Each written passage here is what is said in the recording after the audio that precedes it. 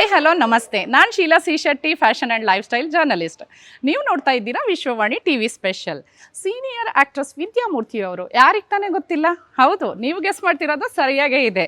ಈ ದಿನ ನಾವು ವಿದ್ಯಾ ಮ್ಯಾಮ್ ಮನೆ ಮುಂದೆ ಇದ್ದೀವಿ. ಅವ್ರ ಜೊತೆ ಸ್ವಲ್ಪ ಹರಟೆ ಹೊಡೆಯುತ್ತಾ ಹೋಮ್ ಟೂರ್ ಮಾಡೋಣವಾ? ಬನ್ನಿ ಹಾಗಾದರೆ.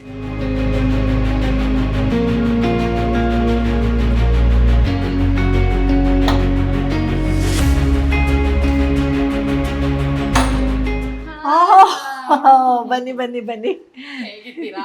ಚೆನ್ನಾಗಿದ್ದೀನಿ, ನೀವು ಹೇಗಿದ್ದೀರಾ? ನಿಮ್ಗೆ ಕಾಯ್ತಾ ಇದ್ದೆ. ಓ ಥ್ಯಾಂಕ್ ಯು. ಎಷ್ಟು ವರ್ಷಗಳಾಗೋಯ್ತು ನೋಡಿ. ಹೌದು, ಯಾವಾಗ್ಲೂ ಒಂದು ಫಂಕ್ಷನ್ ಅಲ್ಲಿ ಮೀಟ್ ಮಾಡಿದ್ವಿ. ಹೌದು, ಅದಕ್ಕಿಂತ ಮುಂಚೆ ಒಂದು ಇಂಟರ್ವ್ಯೂ ಇಲ್ಲಿ.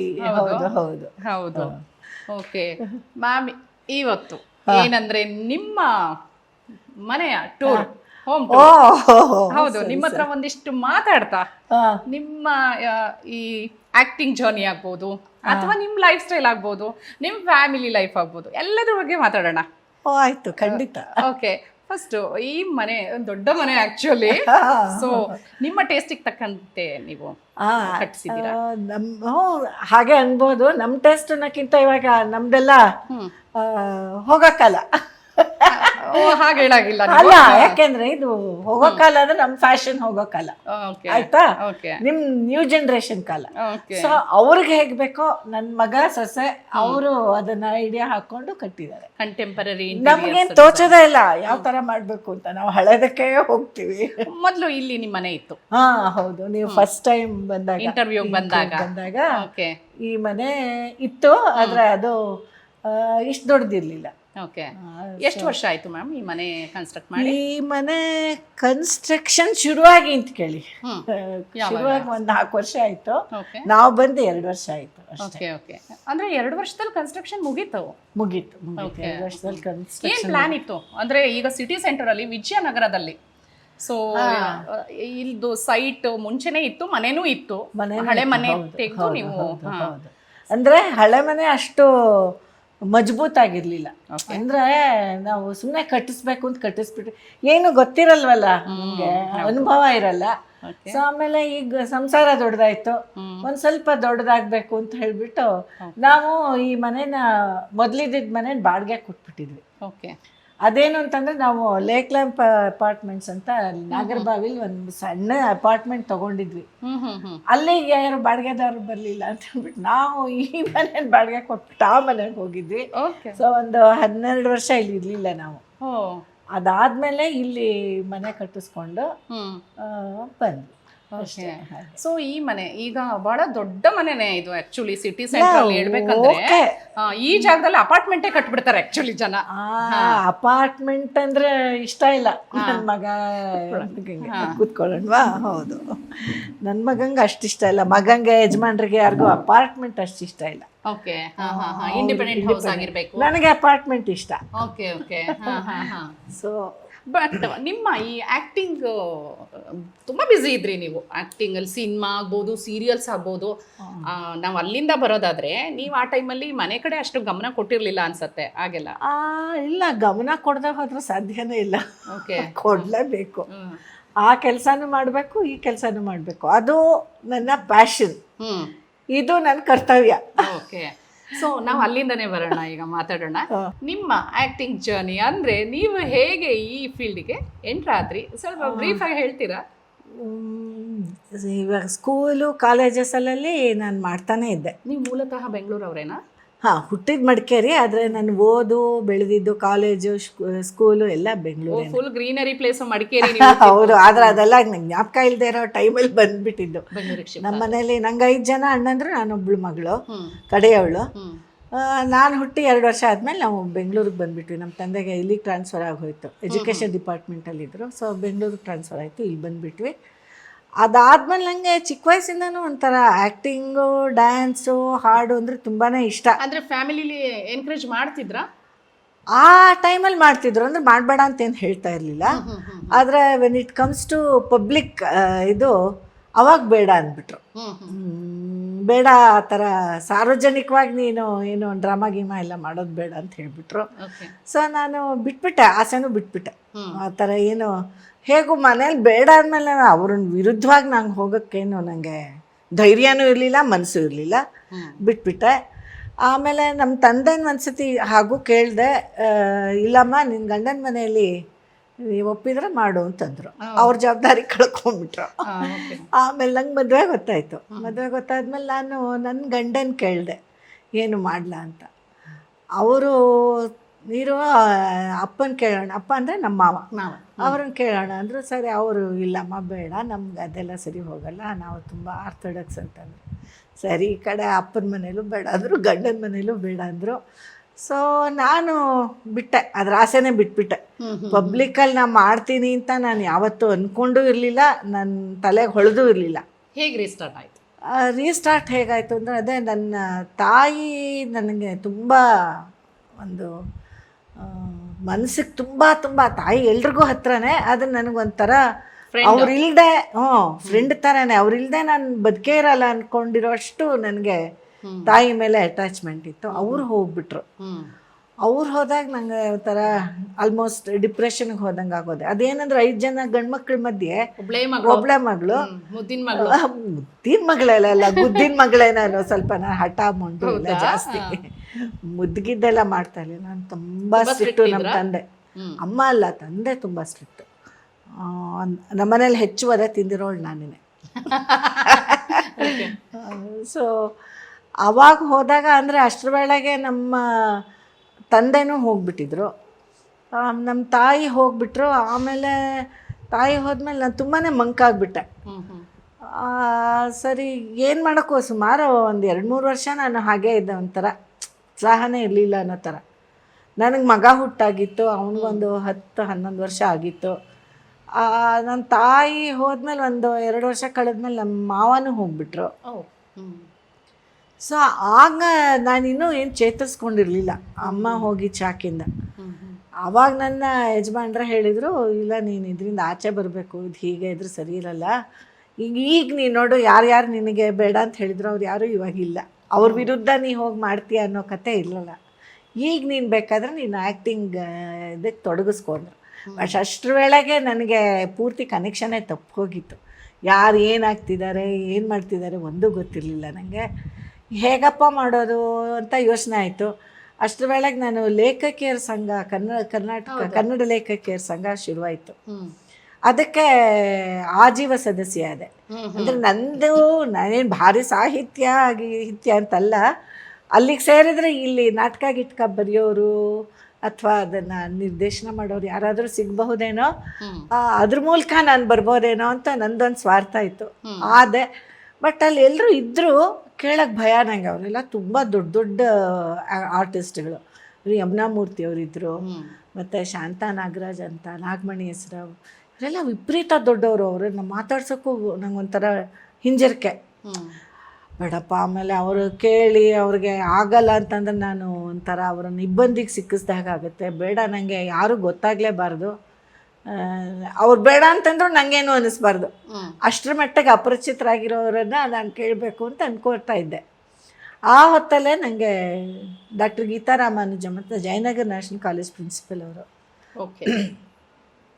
ಅವರು ಬ್ಯಾರಿಸ್ಟರ್ ರಾಮಚಂದ್ರ ಅಂತ ಇವ್ರದ್ದು ತಿರುಮಲಾಂಬ ಅವ್ರದ್ದು ಒಂದು ನಾಟಕ ಮಾಡಿಸಿದ್ರು ರವೀಂದ್ರ ಕಲಾಕ್ಷೇತ್ರದಲ್ಲಿ. ಆಗ ತುಂಬ ಚೆನ್ನಾಗಿ ಮಾಡಿಸಿದ್ರು. ಒಬ್ಬ ಲೇಡಿ ಡೈರೆಕ್ಟ್ರ್ ಮಾಡಿಸ್ತಾ ಇದ್ದಾರೆ ಅನ್ನೋದೇ ನನಗೆ ಹೊಸ ವಿಷಯ. ನನಗೆ ಆವಾಗ ನನಗೆ ಅನ್ನಿಸ್ತು, ಓಹೋ, ನಾನು ಇವ್ರು ಯಾರು ಅಂತ ನನಗೆ ಗೊತ್ತಿಲ್ಲ, ನಾನು ಇವ್ರನ್ನ ಕೇಳ್ಬೋದು. ಅವ್ರು ಬೇಡ ಅಂದರೆ ಬೇಡ, ಇಲ್ಲಾಂದರೆ ಹ್ಞೂ ಅಂದ್ರೆ ಸರಿನೇ ಹೋಯ್ತು ಅಂತಂದ್ಬಿಟ್ಟು ಡ್ರಾಮಾ ಎಲ್ಲ ಮುಗಿದ್ಮೇಲೆ ಅವ್ರನ್ನ ಹೋಗಿ ಕೇಳಿದೆ. ನನ್ನ ಮಗನೂ ಜೊತೆನೇ ಕರ್ಕೊಂಡೋಗಿದ್ದೆ. ಅವ್ನಿಗೆ ಅದೇ ಹೇಳಿದ್ನಲ್ಲ 11 ವರ್ಷ ಅಂತ. ನೋಡಿ ಮೇಡಮ್, ನಾನು ನಾಟಕದಲ್ಲೆಲ್ಲ ಮಾಡೋಕ್ಕೆ ತುಂಬ ಆಸೆ ಇದೆ. ಆಗಿನೂ ಟಿ ವಿ ಬಂದಿತ್ತು, ಬಟ್ ಅಷ್ಟು ಪ್ರಚಲಿತದಲ್ಲಿರಲಿಲ್ಲ. 1983ನಲ್ಲಿ ಬಂದಿದ್ದು. ನನ್ನ ಮಗ ಹುಟ್ಟಿದ್ದು ಆವಾಗಲೇ. ಆದರೆ ನನ್ನ ಮಗಂಗೆ ಒಂದು 11 ವರ್ಷ ಆಗೋ ವೇಳೆಗೆ ಹೌದು,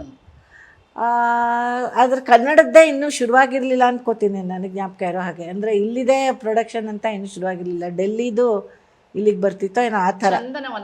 ಚಂದನವನ ಅಷ್ಟೇ. ಅದೇನೋ ಗುಲ್ಬರ್ಗಾದಲ್ಲೆಲ್ಲೋ ಮಾಡಿದ್ದು, ಆ ಥರದ್ದೇನೋ ಬರ್ತಾಯಿತ್ತು. ಇಲ್ಲೇ ಪ್ರೊಡಕ್ಷನ್ ಆಗ್ತಾ ಇತ್ತು, ಇರಲಿಲ್ಲ ಅಂತ ನನ್ನ ತಲೆಯಲ್ಲಿ. ಸರಿ, ಸೊ ಟಿ ವಿ ಕತೆ ಇರಲೇ ಇಲ್ಲ ನಂಗೆ, ಅದು ತಲೆಯಲ್ಲಿ ಐಡಿಯಾನೇ ಇರಲಿಲ್ಲ. ಥಿಯೇಟ್ರು ಅಂದರೆ ಟಿ ವಿಲಿ ನೋಡ್ತಾ ಇದ್ದಾಗ ನಂಗೆ ಮಾಡ್ಬೇಕಿದ್ರೊಳಗೆ ಒಂದು ಆಸೆ ಇರ್ತಿತ್ತು, ಬಟ್ ಹೋಗಕ್ಕೆ ದಾರಿ ಗೊತ್ತಿರಲಿಲ್ಲ.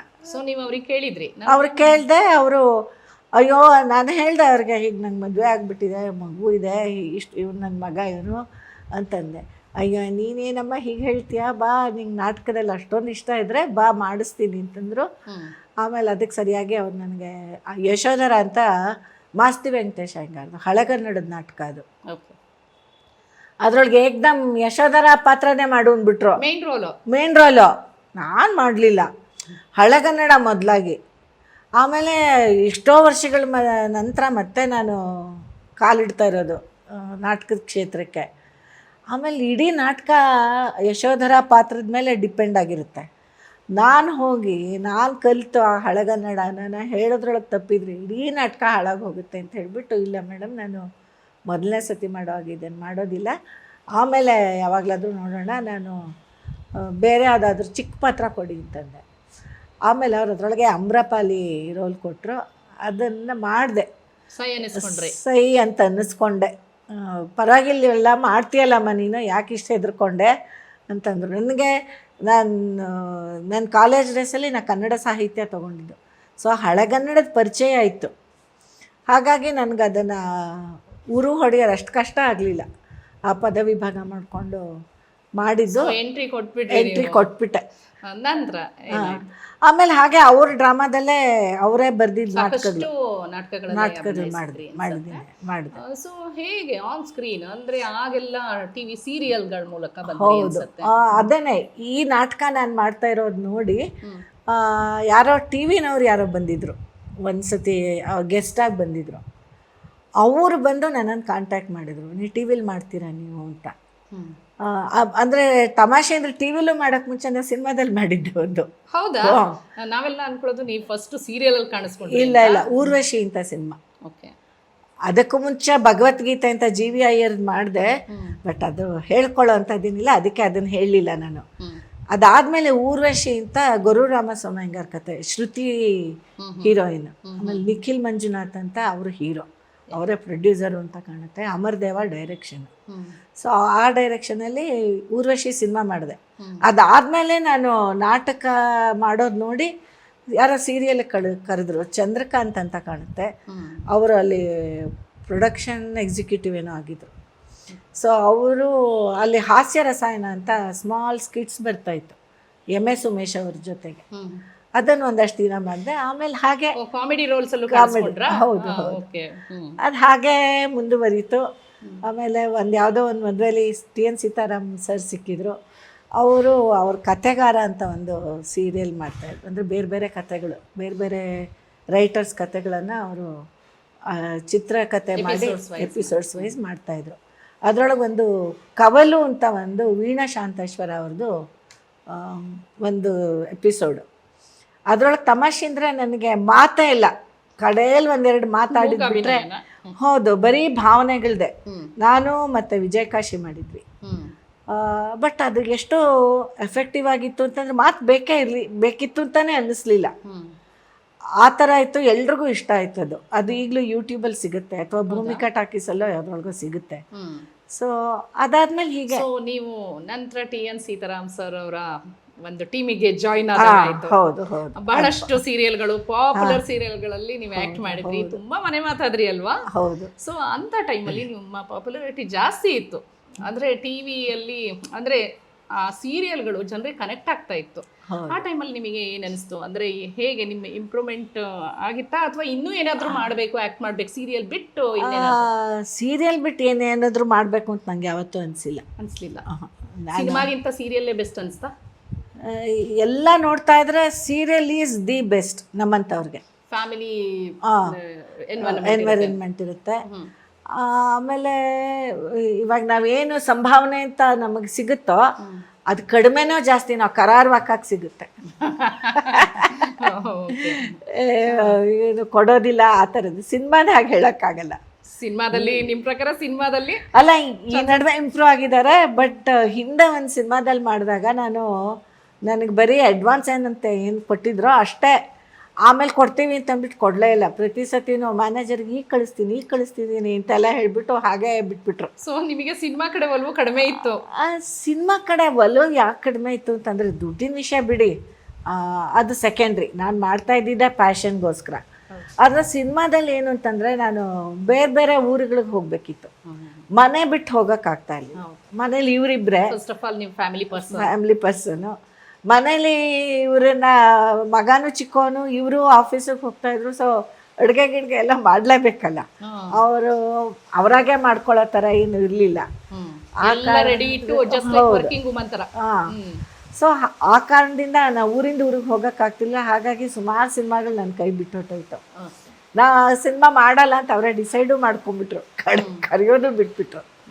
ಸೊ ಸೀರಿಯಲ್ ನಿರಂತರವಾಗಿ ಸಾಕ್ತಾ ಇದೆ ಇದುವರೆಗೂ. ನೀವು ಟಿ.ಎನ್. ಸೀತಾರಾಮ್ ಸರ್ ಅವರ ಟೀಮ್ ಜಾಯಿನ್ ಆದಮೇಲೆ ಭಾಳಷ್ಟು ಸೀರಿಯಲ್ ಮಾಡಿದ್ರಿ. ಅದರಲ್ಲಿ ನಿಮಗೆ ಬೆಸ್ಟ್ ಕಾಂಪ್ಲಿಮೆಂಟ್ ಸಿಕ್ಕಿದ್ದು ಯಾವ ಸೀರಿಯಲ್ಗೆ? ನಾನು ಹೇಳಿದರೆ ಉತ್ಪ್ರೇಕ್ಷೆ ಆಗುತ್ತೋ ಏನೋ, ಬಟ್ ನಾನು ಯಾವ ಪಾತ್ರ ಮಾಡಿದ್ರು ಜನ ಅದನ್ನು ಮೆಚ್ಕೊಂಡ್ಬಿಟ್ಟಿದ್ದಾರೆ. ಅಂದರೆ ಮಿಕ್ಸ್ಡು. ಇವಾಗ ಮುಕ್ತಾದಲ್ಲಿ ನಾನು CSP ಅನ್ನೋ ಲಾಯರ್, ಅದೇ T N. Sitaram sir lawyer assistant. ಅದ್ರೊಳಗೆ ನಾನು ಅವ್ರಿಗೆ ತುಂಬ ಪ್ರಾಣ ತಿಂತಾ ಇರ್ತೀನಿ. ನಾನು ಪೆದ್ದಾಗಿ ಆಡಿಕೊಂಡು ಅವ್ರ ಕೆಲಸ ಎಲ್ಲ ಕೆಡಿಸ್ತಾ ಇರ್ತೀನಿ, ಅವ್ರಿಗೆ ಬರೋ ಫೀಸೆಲ್ಲ ತಪ್ಪಿಸ್ತಾ ಇರ್ತೀನಿ. ಹಾಗಾಗಿ ಜನ ನನ್ನನ್ನು ಬೈಯಕ್ಕೆ ಶುರು ಮಾಡಿಬಿಟ್ಟಿದ್ರು. ಹೌದು. ಕೆಲವರು ಅದನ್ನು ಹೊಗಳಿದ್ರು ಕೂಡ ಇನ್ನು ತುಂಬ ಜನ ಬೈಯೋಕ್ಕೂ ಶುರು ಮಾಡಿಬಿಟ್ಟಿದ್ರು. ಏನ್ರಿ ತಲೆ ಕೆಡಿಸ್ತೀರಾ ಸರ್ದು, ನಿಮ್ಗೇನು ಮಾಡೋಕ್ಕೆ ಕೆಲಸ ಇಲ್ಲ, ಅದೇನು ಪಾತ್ರ ಮಾಡ್ತೀರಾ ರೀ ನೀವು, ನಿಮ್ಮಂತಾರು ಸಿಕ್ಬಿಟ್ರು ಗೋವಿಂದ ಎಲ್ರು ಅಂತ ಬೈಯೋಕ್ಕೆ ಶುರು ಮಾಡಿಬಿಟ್ರು. ಅದನ್ನ ನಂಗೆ ಅದೊಂಥರ ಖುಷಿ ಕೊಡ್ತಾ ಇತ್ತು. ಆಮೇಲೆ ಹಾಗೇನೆ ಇನ್ನೊಂದು ಅದಕ್ಕಿಂತ ಮುಂಚೆ ಮುಕ್ತ ಅಂತ ಒಂದು ಸೀರಿಯಲ್ ಬಂತು ಸರ್ದೇನೆ. ಅದ್ರೊಳಗೆ ಸೀರಿಯಸ್ ಪಾತ್ರ, ತುಂಬ ಎಮೋಷ್ನಲ್ ಪಾತ್ರ. ಅದನ್ನು ತುಂಬ ಜನ ಇಷ್ಟಪಟ್ಟರು. ಅಂದರೆ ನನ್ನ ಅದೃಷ್ಟಕ್ಕೆ ನನಗೆ ಎಲ್ಲ ಮೇರು ನಿರ್ದೇಶಕರು, ಕನ್ನಡದ ಎಲ್ಲ ಮೇರು ನಿರ್ದೇಶಕರು, ಟಿ.ಎನ್. ಸೀತಾರಾಮ್, ಸೇತುರಾಮ್, ಗಿರೀಶ್ ಕಾಸರವಳ್ಳಿ, ಟಿ. ಶೇಷಾದ್ರಿ, ಫಣಿ ರಾಮಚಂದ್ರ, ರವಿ ಕಿರಣ್, ವಿನು ಬಳಂಜ, ವಿನೋದ್ ದೊಂಡಾಡೆ, ಹೀಗೆ ಒಂದು ಪೂರ್ತಿ ಲಿಸ್ಟ್ ಇದೆ. ಹೌದು, ಅವ್ರ ಜೊತೆ ವರ್ಕ್ ಮಾಡೋಕ್ಕೆ ನನಗೆ ಅವಕಾಶ ಸಿಕ್ಕಿದೆ ನನ್ನ ಅದೃಷ್ಟ. ಅದೊಂಥರ ತುಂಬ ನನಗೆ ಜಾಬ್ ಸ್ಯಾಟಿಸ್ಫ್ಯಾಕ್ಷನ್ ಅಂತಾರಲ್ಲ, ಅದು ಕೊಟ್ಟಿತ್ತು ನನಗೆ. ಅಂದರೆ ನಾನಾಗೆ ಏನೂ ಮಾಡಿಲ್ಲ, ಅವ್ರು ಹೇಳಿದ್ದನ್ನು ನಾನು ಮಾಡಿದಷ್ಟೆ. ಅಂದರೆ ಡೈರೆಕ್ಟ್ರಿಗೆ ಏನು ಬೇಕು ಅಂತ ಕೇಳ್ತಾರೋ ಅದನ್ನು ಮಾಡೋ ಪ್ರಯತ್ನ ಪಟ್ಟೆ. ಈಗ ನೀರು ಯಾವ ಬಾಟ್ಲಲ್ಲಿ ಹಾಕಿದ್ರೆ ಶೇಪ್ ತೊಗೊಳುತ್ತೋ ಹಾಗೆ ಯಾವ ಡೈರೆಕ್ಟ್ರಿಗೆ ಏನು ಹೇಳಿದರೆ ಅದನ್ನು ಮಾಡ್ತಾಯಿದ್ದೆ. ಪ್ರತಿಯೊಬ್ಬ ಡೈರೆಕ್ಟ್ರಿಗೂ ಬೇರೆ ಬೇರೆಯೇ ಒಂದು ಸ್ಟೈಲ್ ಇರುತ್ತೆ. ಫಣಿ ರಾಮಚಂದ್ರ ಅವ್ರದ್ದೇ ಬೇರೆ ಸ್ಟೈಲು, ಇವ್ರು ಟಿ.ಎನ್. ಸೀತಾರಾಮ್ ಸರ್ದೇ ಬೇರೆ, ಪಿ. ಶೇಷಾದ್ರಿ ಅವ್ರದ್ದೇ ಬೇರೆ. ಆದರೆ ಒಂದು ವಿಷಯ ಏನಪ್ಪ ಅಂತಂದ್ರೆ ಎಲ್ಲರೂ ಓಪನ್ ಮೈಂಡೆಡ್ ಆಗಿದ್ರು. ನಮಗೇನಾದರೂ ಡೌಟ್ ಬಂತು ಅಂತಂದರೆ ಅದಕ್ಕೆ ಕ್ಲಿಯರ್ ಮಾಡ್ತಾಯಿದ್ರು. ಹೇಳಿದ್ದು ಮಾಡಿ ಸಾಕು ಅಂತ ಯಾರೂ ಹೇಳಿಲ್ಲ ಇದುವರೆಗೂ. ತುಂಬ ಒಂಥರ ಅವ್ರಿಗೂ ಆ ಒಂದು ಹೇಳ್ಕೊಡ್ಬೇಕು ಮಾಡಬೇಕು ಅನ್ನೋ ಖುಷಿಲಿ ಹೇಳ್ಕೊಡ್ತಾಯಿದ್ರು. ಆ ಕಾಲನೇ ಬೇರೆ ಬಿಡಿ.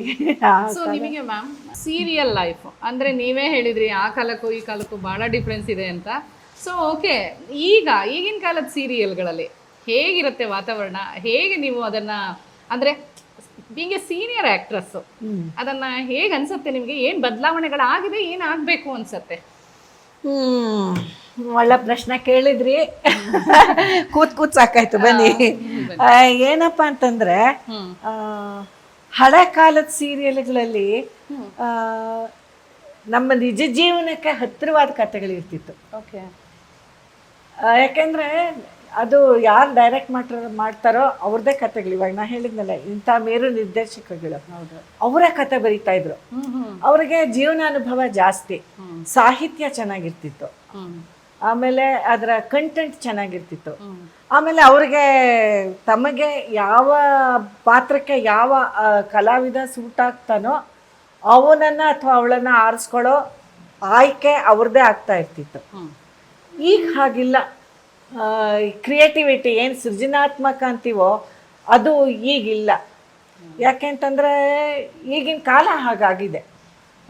ಇವಾಗಿಲ್ಲ, ಇರೋದೆಲ್ಲ ಬರೀ ಬಾಂಬೆ ಕಡೆ ಇದು ವಾಹಿನಿಗಳು.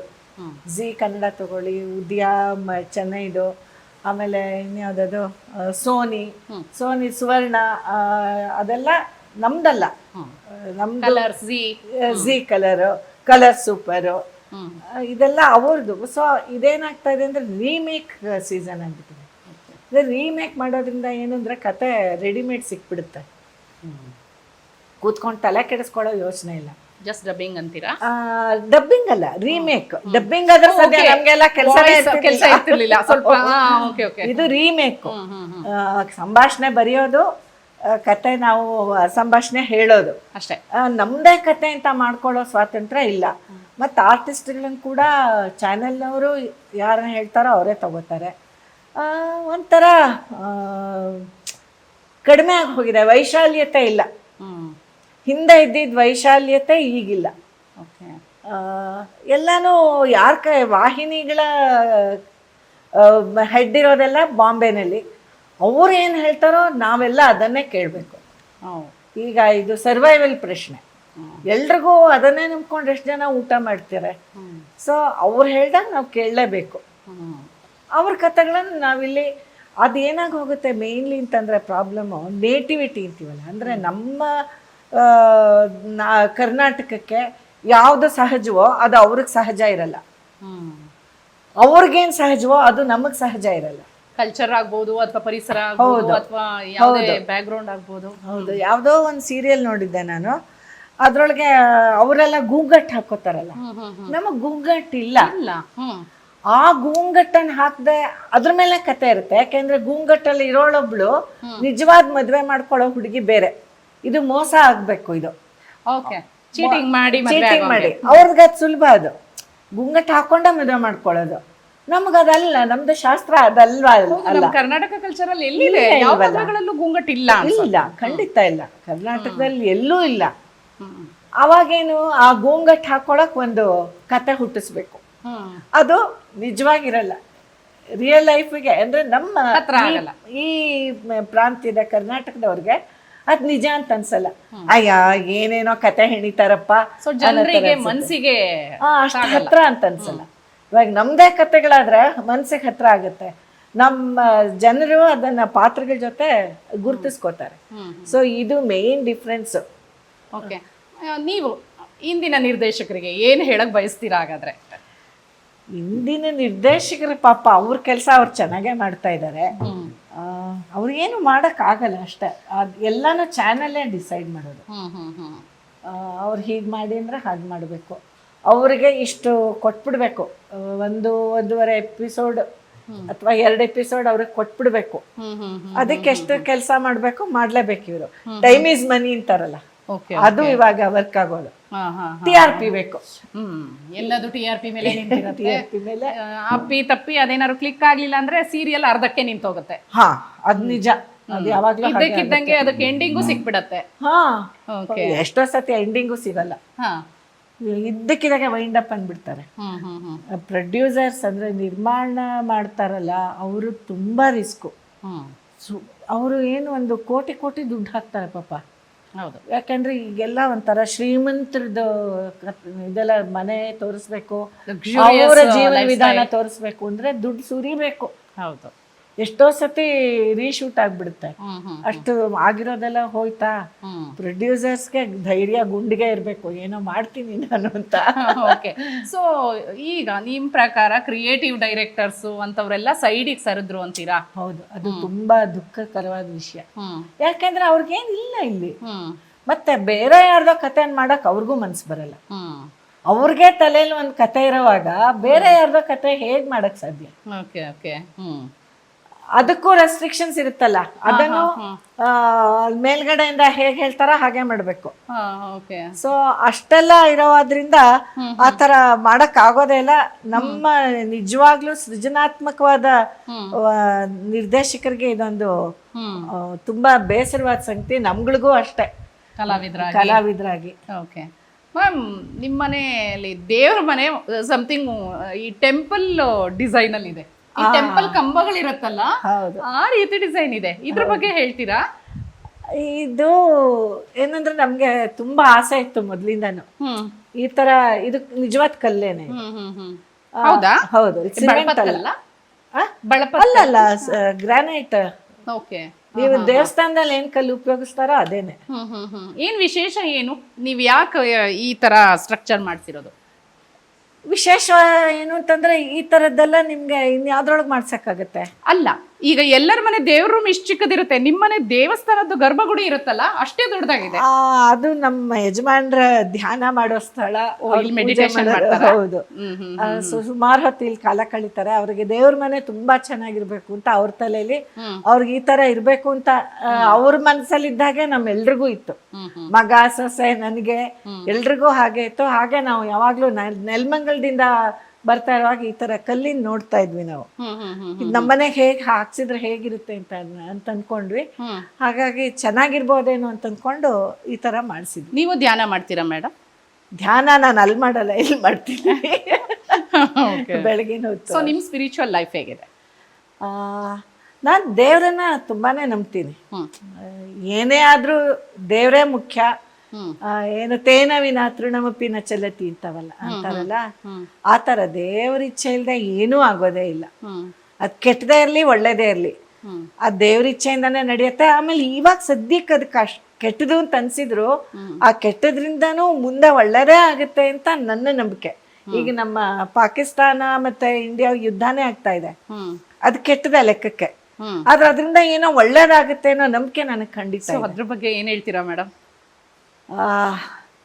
ಅದು ಈ ತರ ಒಂದು ಸ್ಥಿತಿ ನಿರ್ಮಾಣ ಆಗ್ಬಾರ್ದಿತ್ತು, ಆಗಿದೆ. ಅದಕ್ಕೆ ಯಾವ ಒಂದು ನಿಲುವು ತಗೊಂಡಿದಾರೋ ಅದು ನಿಜಕ್ಕೂ ಶ್ಲಾಘನೀಯ. ಇದುವರೆಗೂ ಯಾರೋ ಆ ಥರ ಗಟ್ಟಿ ಮನಸ್ಸಿಂದ ಒಂದು ಯುದ್ಧ ಮಾಡಬೇಕು ಅಂತ ಹೋಗಿಲ್ಲ. ಯುದ್ಧ ಅಂದರೆ ಸಾವು ನೋವುಗಳಿದ್ದೇ ಇರುತ್ತೆ, ರಕ್ತಪಾತ ಇರುತ್ತೆ. ಅವರೇ ಮೋದಿಜಿಯವರೇ ಹೇಳಿದ್ರಲ್ಲ, ರಕ್ತಪಾತನೂ ನೀರು ಬಿಡೋದು ಒಂದೇ ಸತಿ ಆಗೋದಿಲ್ಲ ಅಂತ. ಇವಾಗ ಬೇಕಾದಷ್ಟು ಅನ್ಯಾಯ ಆಗಿದೆ. ನಮ್ಮ ಕಾಶ್ಮೀರ ಅವರು ಆಕ್ರಮಿಸ್ಕೊಂಡಿದ್ದಾರೆ. ಸೊ ಅದು ನಮಗೆ ಬೇಕು ಅಂದ್ರೆ ಯುದ್ಧ ಮಾಡಲೇಬೇಕು. ನೋಡಿ, ಕದನ ವಿರಾಮ ಅಂತ ಹೇಳ್ದನ ಉಲ್ಲಂಘನೆ ಮಾಡಿದ್ದಾರೆ, 2 ಸತಿ ಮಾಡಿದ್ದಾರೆ. ಹೌದು. ಸೊ ಆದ್ರಿಂದ ಮೋದಿಯವರು ಏನು ನಿರ್ಧಾರ ತಗೊಂಡಿದ್ದಾರೋ, ಪಕ್ಷ ಗಿಕ್ಷ ಎಲ್ಲ ಬಿಟ್ಬಿಡಿ, ಅದಕ್ಕೂ ನಮಗೂ ಸಂಬಂಧ ಇಲ್ಲ. ನಾವು ಜನಸಾಮಾನ್ಯರು, ನಮಗೆ ನಮ್ಮ ಭಾರತ ಹೇಗಿತ್ತು ಅಂತ ಗೊತ್ತು, ಏನಾಯ್ತು ಅಂತ ಗೊತ್ತು, ಈಗ ಏನಾಗಬೇಕು ಅನ್ನೋದು ಗೊತ್ತು. ಹಾಗಾಗಿ ಇವಾಗ ಏನಾದ್ರೂ ಒಳ್ಳೇದಾಗತ್ತೆ ಅಂತ ನಾನು. ಪ್ರಧಾನಮಂತ್ರಿ ಅವರು ಮೋದಿ ಅವರು, ನರೇಂದ್ರ ಮೋದಿ ಅವರು ತಗೊಂಡಂತ ನಿರ್ಧಾರಗಳು ಸರಿ ಇತ್ತು ಅನಿಸ್ತಾ? ಖಂಡಿತ ಅನ್ಸುತ್ತೆ. ಯಾಕೆಂದ್ರೆ ಇನ್ನೇನು ಮಾಡಕ್ಕಾಗಲ್ಲ. ಅವ್ರು ಬಿಟ್ರೆ ಏನ್ ಮಾಡ್ತಾರೋ ಗೊತ್ತಿಲ್ಲ ನಮ್ಗೆ. ನೀವು ಕಾಶ್ಮೀರ್ ಫೈಲ್ಸ್ ಅಥವಾ ಕೇರಳ ಸ್ಟೋರೀಸ್ ಎಲ್ಲ ನೋಡಿರ್ಬೋದು. ಗನ್ ಪಾಯಿಂಟ್ ಅಲ್ಲಿ ಅವನನ್ನ ಮತಾಂತರ ಮಾಡ್ತಾ ಇದ್ದಿದ್ದನ್ನ. ಸೊ ಇದನ್ನ ನೆನ್ಸ್ಕೊಂಡ್ಬಿಟ್ರೆ ನಮ್ದೇನೋ ಆಗ ಹೋಗುತ್ತೆ ಕಾಲ. ನಮ್ ಮುಂದಿನ ಪೀಳಿಗೆ ಮಕ್ಕಳ ಕತೆ ಏನು? ನಿಮಗೆ ಮತಾಂತರ ನಿನ್ನ ಸ್ವಇಚ್ಛೆಯಿಂದ ಆದ್ರೆ ಕತೆ ಬೇರೆ. ಹೆದರ್ಸಿ ಬೆದರ್ಸಿ ಅಮಿಷಗಳನ್ನು ಒಡ್ಡಿ ಮಾಡೋದು ತಪ್ಪು. ಹೌದು.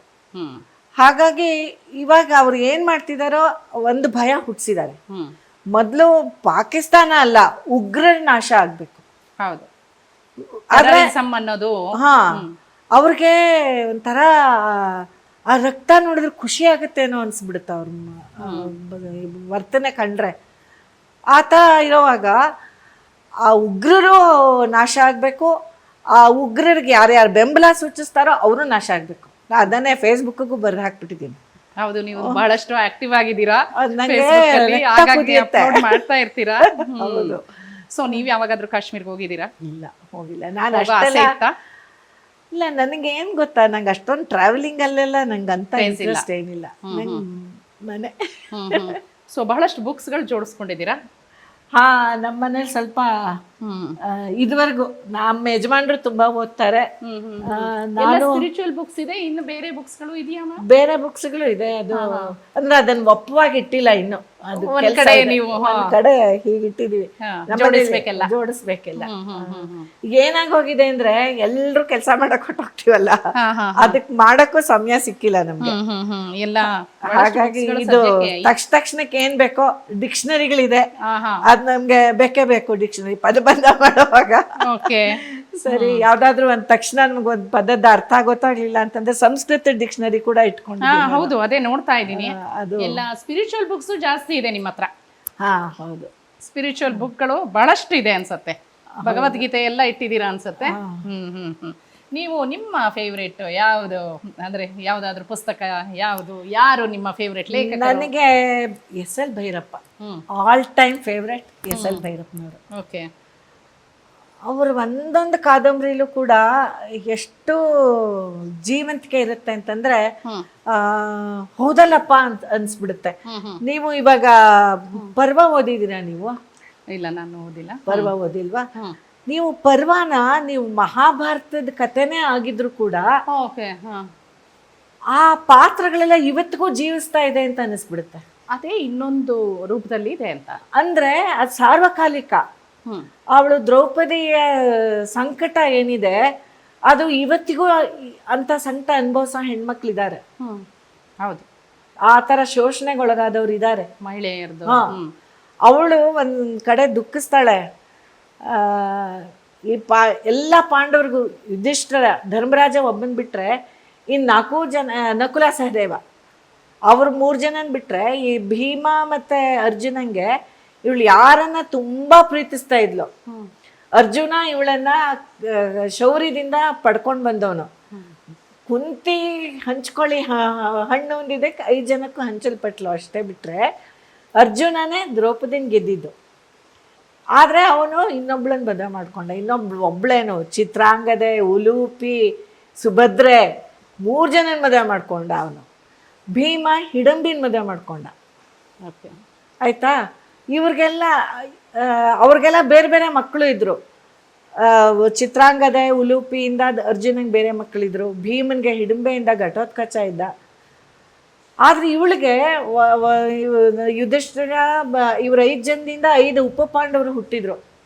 ಆ ಉಪ ಪಾಂಡವರ ತಲೆಗಳನ್ನು ಅಶ್ವತ್ಥಾಮ ಕತ್ತರಿಸ್ಕೊಂಡು ಹೋದಾಗ ಯಾರು ಅಳೋರು ಕೂಡ ಇಲ್ಲ. ಇವಳೊಬ್ಳಗ್ ಓಡಾಡಿದ್ಲು. ಅಭಿಮನ್ಯು ಹೋದಾಗ ಅತ್ತ ಅರ್ಜುನ, ಸುಭದ್ರೆಯಿಂದ ಸಿಕ್ಕಿದ ಮಗು ಅವನು, ಸುಭದ್ರೆಗೆ ಹುಟ್ಟಿದ ಮಗ ಅವನು. ಆದ್ರೆ ಇವಳು ಉಪ ಪಾಂಡವರು ಹೋದಾಗ ಅದೇ ಅರ್ಜುನಂಗೆ ಹುಟ್ಟಿದ ಮಗನೂ ಇದ್ನಲ್ಲ. ಅದ್ರ ಬಗ್ಗೆ ಯಾರು ಅಳ್ಳಿಲ್ಲ. ಘಟೋತ್ಕಚ ಹೋದಾಗ ಭೀಮ ಅತ್ತ, ಇವಳಿಗೆ ಭೀಮನಿಂದ ಹುಟ್ಟಿದ ಮಗ ಹೋದಾಗ ಯಾರು ಅಳ್ಳಿಲ್ಲ. ಅದನ್ನ ಅವಳು ಪರಿತಪಿಸ್ತಾಳೆ. ಎಲ್ಲಾರ ಮಕ್ಕಳು ಹೋದಾಗ್ಲೂ ಎಲ್ರು ಹತ್ರು ನನ್ನ ಮಕ್ಕಳು ಉಪ ಪಾಂಡವರು ತಲೆ ಕತ್ತರಿಸ್ಕೊಂಡಾದಾಗ ಒಬ್ರಿಗಾದ್ರೂ ದುಃಖ ಆಗ್ಲಿಲ್ವಲ್ಲ. ಅದು ಎಂಥ ಸ್ಥಿತಿ ಬಂದ್ಬಿಡ್ತು. 5 ಜನ ಗಂಡಂದ್ರಿದ್ರು, ನನಗೆ ನನ್ನ ಸಂಕಟದ ಸಮಯದಲ್ಲಿ ಯಾರೂ ಆಗ್ಲಿಲ್ವಲ್ಲ ಅಂತ. ಈ ಥರ ಒಂದು ಕಷ್ಟ ತಮ್ಮ ಸಮಯಕ್ಕೆ ಬೇಕಾದಾಗ ಗಂಡ ತನ್ನ ಸಮಯಕ್ಕೆ ಸಿಗದೇ ಇರೋವಂಥ ಹೆಣ್ಮಕ್ಳು ಇಷ್ಟು ಜನ ಇದ್ದಾರೆ ಇವಾಗ. ಹೌದು, ಈ ಸಂದರ್ಭಕ್ಕೂ ಈ ಕಲಿಯುಗದಲ್ಲೂ ಈ ಥರ ಪ್ರತಿಯೊಂದು ಪಾತ್ರ ಈಗಿನ ಕಾಲಕ್ಕೆ ಎಷ್ಟು ಚೆನ್ನಾಗಿ ಅದು ಸಮ್ಮಿಳಿತವಾಗುತ್ತೆ ಅಂತಂದ್ರೆ ಅದಕ್ಕೆ ನನಗೆ ಭೈರಪ್ಪ ಅಂದ್ರೆ ತುಂಬಾ ಇಷ್ಟ. ಈಗ ರೀಸೆಂಟ್ ಆಗಿ ಯಾವ್ದಾದ್ರು ಬುಕ್ ಓದ್ತಾ ಇದ್ದೀರಾ? ನಿಯುಕ್ತಿ ಪುರಾಣ ಓದ್ದೆ. ಅದನ್ನ 2 ಸತಿ ಓದ್ದೆ. ನಿಯುಕ್ತಿ ಪುರಾಣ ಯಾರ್ದಪ್ಪ ಅಂತಂದ್ರೆ ಇವರು ನಾಗರಾಜ ವಸ್ತಾರೆ, ಅಪರ್ಣ ಅವರ ಹಸ್ಬೆಂಡ್. ಅದು ಕೂಡ ತುಂಬಾ ತುಂಬಾ ತುಂಬಾ ಚೆನ್ನಾಗಿದೆ. ಅದು ಏನಂದ್ರೆ ಮೈಸೂರು ಮಹಾರಾಜರ ವಂಶದ ಕಥೆ ಅದು. ಅದ್ರ ವಂಶಾವಳಿ ಹೇಗಿತ್ತು ಸ್ವಲ್ಪ ಕೂತ್ಕೊಳ್ಳೋಣ ಮೇಡಮ್. ಆ ಕಥೆ ಅವ್ರದ್ದು. ಅವರು ಯಾವ ಥರ ಅದನ್ನ ಆ ಕಾದಂಬರಿನ ಡಿವೈಡ್ ಮಾಡಿದ್ದಾರೆ ಅಂತಂದ್ರೆ ಪುರಾಣ, ಇತಿಹಾಸ ಮತ್ತು ಆ್ಯಕ್ಚುಯಲ್ ಏನಿದೆಯೋ ಅದು. ಪುರಾಣ ಅಂತಂದ್ರೆ ಅವ್ರು ಹೇಳೋ ಪ್ರಕಾರ ಈಗ ನಿಮ್ಮ ತಾತ ಅಲ್ಲ, ಮುತ್ತಾತ ಅಲ್ಲ, ಅವ್ರ ಹಿಂದಿನವರು ಅವರು ಹೇಳಿದ್ದು ಕೇಳಿ ಕೇಳಿ ಕೇಳಿ ಬಂದಿರುತ್ತೆ. ಇನ್ಯಾರು ನೋಡಿರೋದಿಲ್ಲ ಅದನ್ನ. ಆ ಒಂದು ಭಾಗಗಳನ್ನೆಲ್ಲ ಪುರಾಣಕ್ಕೆ ಸೇರಿಸ್ತಾರೆ ಅವರು. ಇತಿಹಾಸ ಅಂತಂದ್ರೆ ಇವಾಗ ನಮ್ಮ ತಾತ ನೋಡಿದ್ದಾರೆ ಅಂತ ಅನ್ಕೊಳ್ಳೋಣ. ಇವಾಗ ಹಿಸ್ಟಾರಿ ಇದು ಕಣ್ಣಿಂದ ಯಾರೋ ಕಂಡಿರೋರು ನಮ್ಗೆ ಹೇಳಿರೋದು, ಅದು ಇತಿಹಾಸ. ಇವಾಗ 1947 ನಮ್ಮ ಸ್ವಾತಂತ್ರ್ಯ ಸಂಗ್ರಾಮ ನೋಡ್ದವ್ರು ಇದ್ದಾರೆ, ಅದು ಇತಿಹಾಸ ಆಗುತ್ತೆ. ಆಮೇಲೆ ವಾಸ್ತವಿಕ, ಈಗ ಏನ್ ನಡೀತಿದ್ಯೋ ಅದು. ಆ ಥರ ಅಂದರೆ ಇವಾಗ ರಾಜವಂಶದಲ್ಲಿ ಏನು ನಡೆದಿದೆಯೋ ಅದು ಆ ಥರ ಒಂದು ಆ ವಿಭಾಗ ಮಾಡಿಕೊಂಡು ಆ ಕಲ್ಪನೆ ಬೇರೆ ಇದೆ.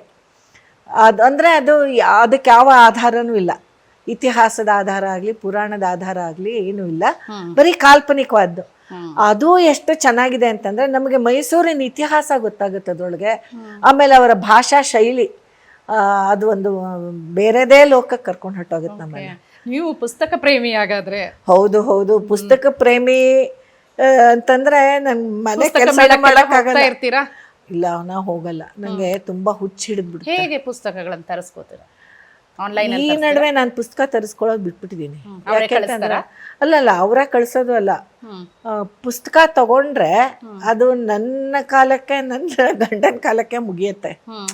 ಈಗಿನವ್ರಿಗೆ ಬುಕ್ ತಗೊಂಡು ಓದೋಷ್ಟು ಸಮಯ ಆಗಲಿ, ಪೇಷನ್ಸ್ ಆಗಲಿ ಖಂಡಿತ ಇಲ್ಲ. ಅಥವಾ ಕನ್ನಡ ಪುಸ್ತಕಗಳನ್ನ ಓದೋ ಅಭಿರುಚಿನೂ ಇರಲ್ಲ ಅವ್ರಿಗೆ. ಅಥವಾ ಓದ್ಲೇಬೇಕು ಅಂತಂದ್ರೆ ಈ ಏನೋ ಈ ಬುಕ್ ಆ ಬುಕ್ ಎಲ್ಲ ಸಿಕ್ಬಿಡುತ್ತೆ. ಹೌದು ಮ್ಯಾಮ್.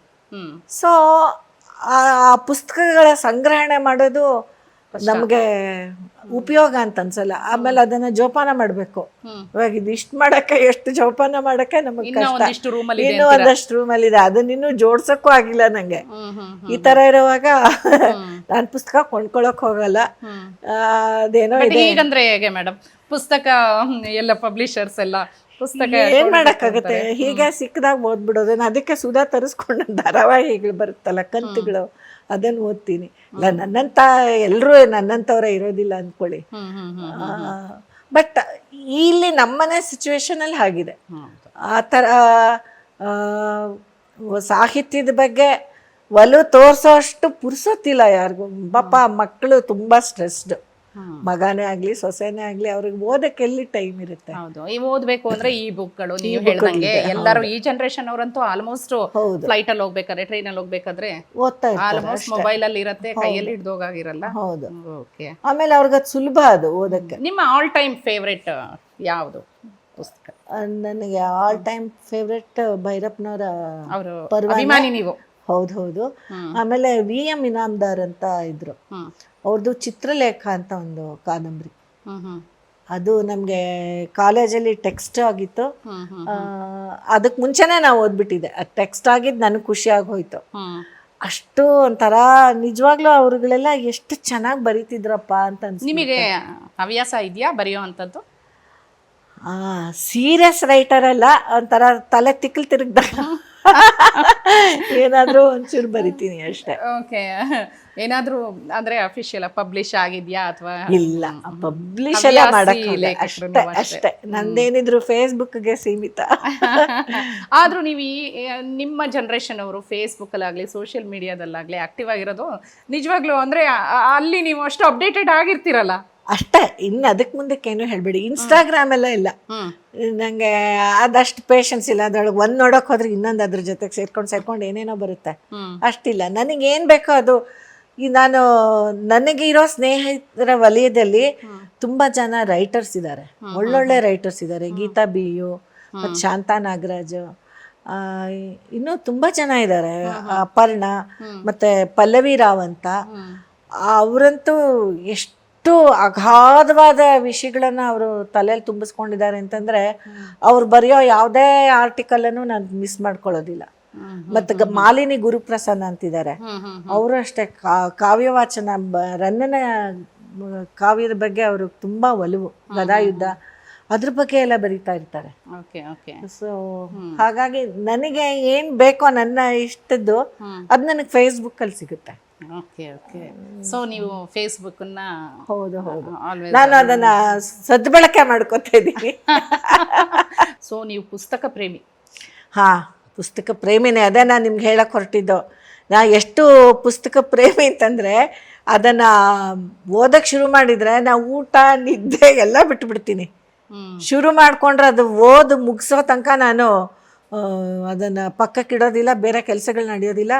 ಅದಕ್ಕೆ ನಾನು ಓದೋದು ಕಡಿಮೆ ಮಾಡಿದ್ದೀನಿ. ಈಗ ನಾನು ಏನ್ ಮಾಡ್ಬೇಕು ನಿಮ್ಗೆ ಅಂತಂದ್ರೆ, ಇವಾಗ ನೋಡಿ, ಓದಿನ ವಿಷಯ ತೆಗೆದ್ರೆ ಮರ್ತೆ ಬಿಟ್ಟೆ, ನಿಮ್ಗೆ ಕಾಫಿ ಮಾಡ್ಕೊಡ್ತೀನಿ, ಬನ್ನಿ ಮಾತಾಡಿ. ಗಂಟ್ಲು ಒಣಗಾಗಿರುತ್ತೆ. ನಿಮ್ ಕೈಯಿಂದ ಒಂದು ನಿಮ್ಮ ಹೇಗೆ ಕಾಫಿ ಮಾಡ್ತೀರಾ? ಅಯ್ಯೋ, ಇವಾಗ ಕಾಫಿ ಮಾಡ್ತೀನಿ. ವಾವ್, ನಿಮ್ ಕೈಗಳಲ್ಲಿ ಕಾಫಿ ಕುಡಿಯೋ ಭಾಗ್ಯ. ಅದಾಮೇಲೆ ವಾವ್ ಹೇಳಿ. ಒಂದ್ ವೇಳೆ ಚೆನ್ನಾಗಿಲ್ದ ಹೋದ್ರೆ ಏನ್ ಮಾಡ್ತೀರಾ? ನಾವು ಚಿಕ್ಕಮಗಳೂರವರು ಕಾಫಿ ಭಯ ಆಗತ್ತೆ. ಚಿಕ್ಕಮಗಳೂರವರು ಹಾಗಾಗಿ ನೋಡೋಣ, ಅದೇನು ವಾವ್ ಹೇಳ್ತೀರಾ ಗೊತ್ತಿಲ್ಲ ನನಗೆ. Filter coffee. ನಾನು ಸ್ವಲ್ಪ ಎಲ್ಲ ಅಳತೆ ಹಾ ಹಾ ಹಾ ಹಾ. ನಾನು ಯಾವ್ದನ್ನು ಕಣ್ಣಂದಾಜಲ್ಲಿ ಮಾಡಲ್ಲ. ಓಕೆ. ಕಿಚನ್ ಲವ್ ಜಾಸ್ತಿ ಇದೆಯಾ ನಿಮಗೆ? ಅದ ಒಂದ್ ಕಾಲದಲ್ಲಿ ಇತ್ತು, ಹುಚ್ಚುಚ್ಚಾಗಿತ್ತು. ಎಲ್ಲ ಎಕ್ಸ್ಪೆರಿಮೆಂಟ್ ಮಾಡ್ತಿದ್ರಾ? ತುಂಬಾ ಮಾಡ್ತಾ ಇದ್ದೆ. ಯಾವುದು ನಿಮ್ಮ ಫೇವ್ರೆಟ್ ಡಿಶ್ ಆಗ್ಲಿ, ಯಾವ ಫುಡ್ ಅನ್ನ ಜಾಸ್ತಿ ಪ್ರಿಪೇರ್ ಮಾಡ್ತಿದ್ರಿ? ನನಗೆ ತಿನ್ನೋದೇ ತುಂಬಾ ಇಷ್ಟ. ಅದು ಬೆಸ್ಟ್ ಕೆಲಸ. ಸೊ ನನಗೆ ಸ್ವೀಟ್ಸ್ ತುಂಬಾ ಇಷ್ಟ. ಓಕೆ. ಸ್ವೀಟ್ಸು ವಿಪರೀತ. ನಮ್ಮನೇಲಿ ಆರೇ ಹೋಯ್ತಾ? ತುಂಬಾ ಸ್ವೀಟ್ಸ್ ಮಾಡ್ತಾ ಇದ್ರಾ? ಸ್ವೀಟ್ಸ್ ತುಂಬಾನೇ ಮಾಡ್ತಾ ಇದ್ದಿದ್ದು. ಸರಿ, ತುಂಬಾ ಚೆನ್ನಾಗಿ ಮಾಡ್ತೀರಾ, ಸಖತ್ತಾಗಿ ಮಾಡ್ತೀರಾ. ಸಿಹಿಪುರಿ, ಗಸಗಸೆ ಪಾಯಸ. ವಾವ್. ಅದು ಸಿಗ್ನೇಚರ್ ಸ್ಟೈಲ್ ಫುಡ್ ಯಾವುದು? ಸಿಗ್ನೇಚರ್ ಸ್ಟೈಲ್ ಫುಡ್ ಗೊಜೋಲಕ್ಕಿ. ಸ್ವೀಟಾ ಖಾರ? ಅದು ಎರಡು ಎಲ್ಲ ಮಿಕ್ಸ್. ಪುಳಿಯೋಗರೆ ತರ, ಪುಳಿಯೋಗರೆ ತಮ್ಮ ಅನ್ಬೋದು. Okay okay. ಸೊ ಏನೆಲ್ಲ ಅಡುಗೆಗಳು ನೀವು ಮಾಡ್ತಿದ್ರಿ? ನಾನು ಆಕ್ಚುಲಿ ಏನ್ ಗೊತ್ತಾ, ನಂಗೆ ಮದ್ವೆಗೆ ಮುಂಚೆ ಅಡುಗೆನೇ ಮಾಡಕ್ ಬರ್ತಾ ಇರ್ಲಿಲ್ಲ. ಯಾರು ಹೇಳ್ಕೊಟ್ರು? ಡೈರಿ.